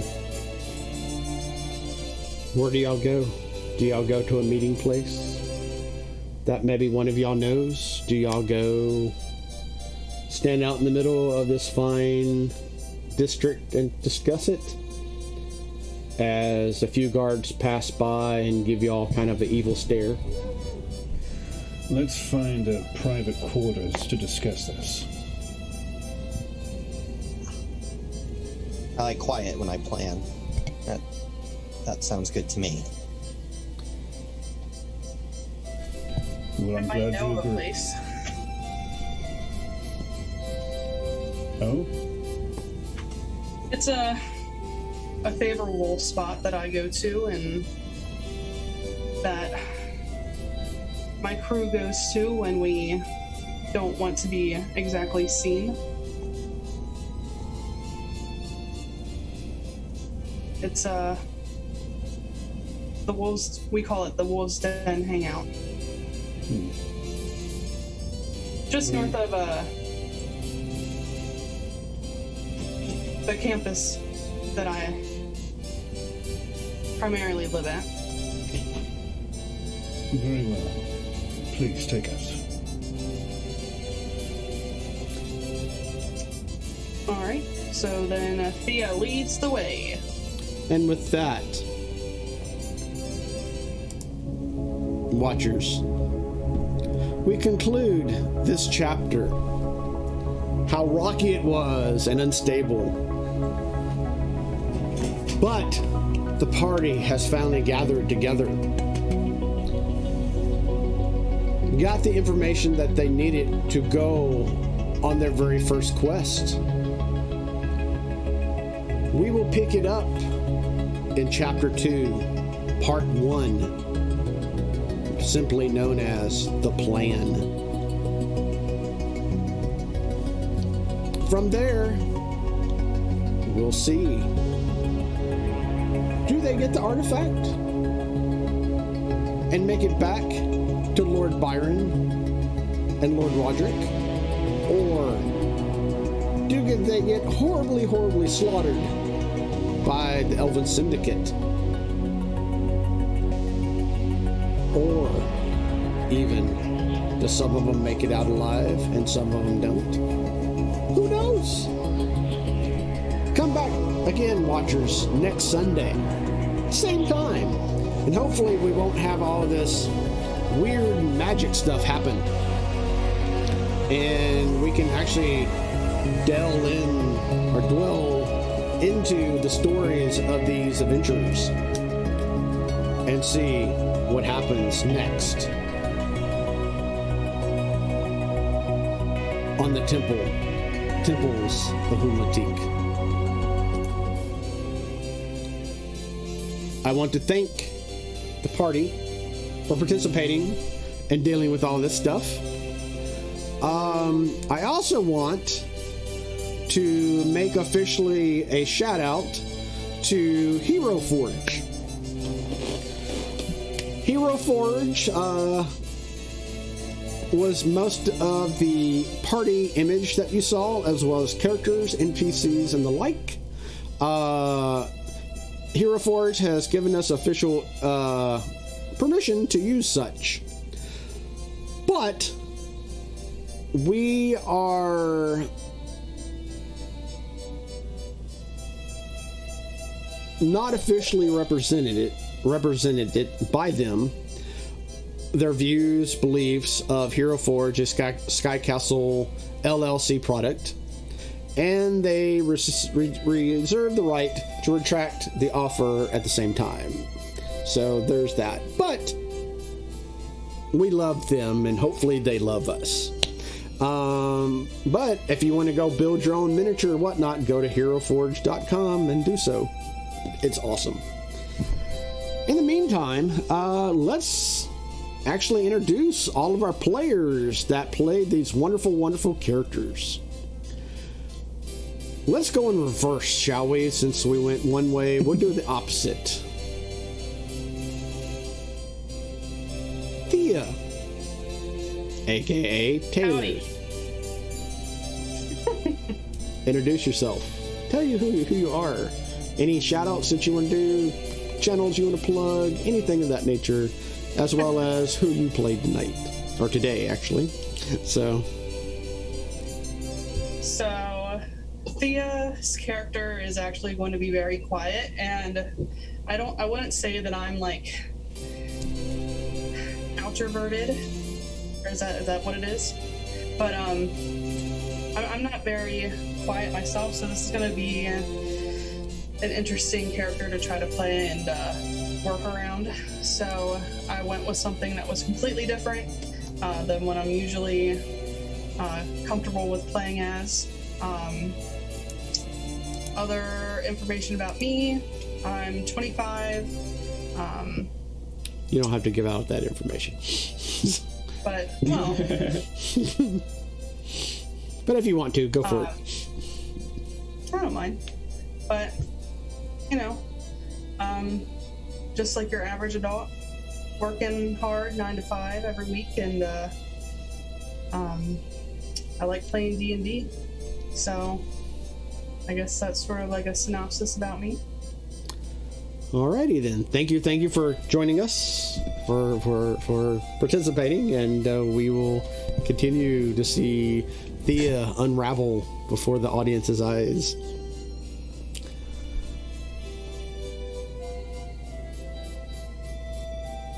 Pioneery, aka Rory. Hi, I am playing Pioneery. First time playing an Artificer. Looking forward to the challenge of that. I completely understand where you're coming from with this OBS issue. I've been there before, and I do not envy you. But, you know, you are giving it a valiant effort, and it's going well so far, I think. So good job, Dave. Well, thank you. I had help greatly. Yes, I've seen the behind the scenes part, so I know you've had help. But no, things look good, and this is going to be a lot of fun. Excellent. Vulcan, aka Brad. Hello everyone, my name is Brad. I play Vulcan Flintming, the Drow Forge Cleric. My hobbies consist of me sometimes doing pixel art on Instagram States of Forged. I've known Dave for many years, actually almost 20. So I'm very honored to be a part of this project with him and our friends here. So just really excited to see where this takes us.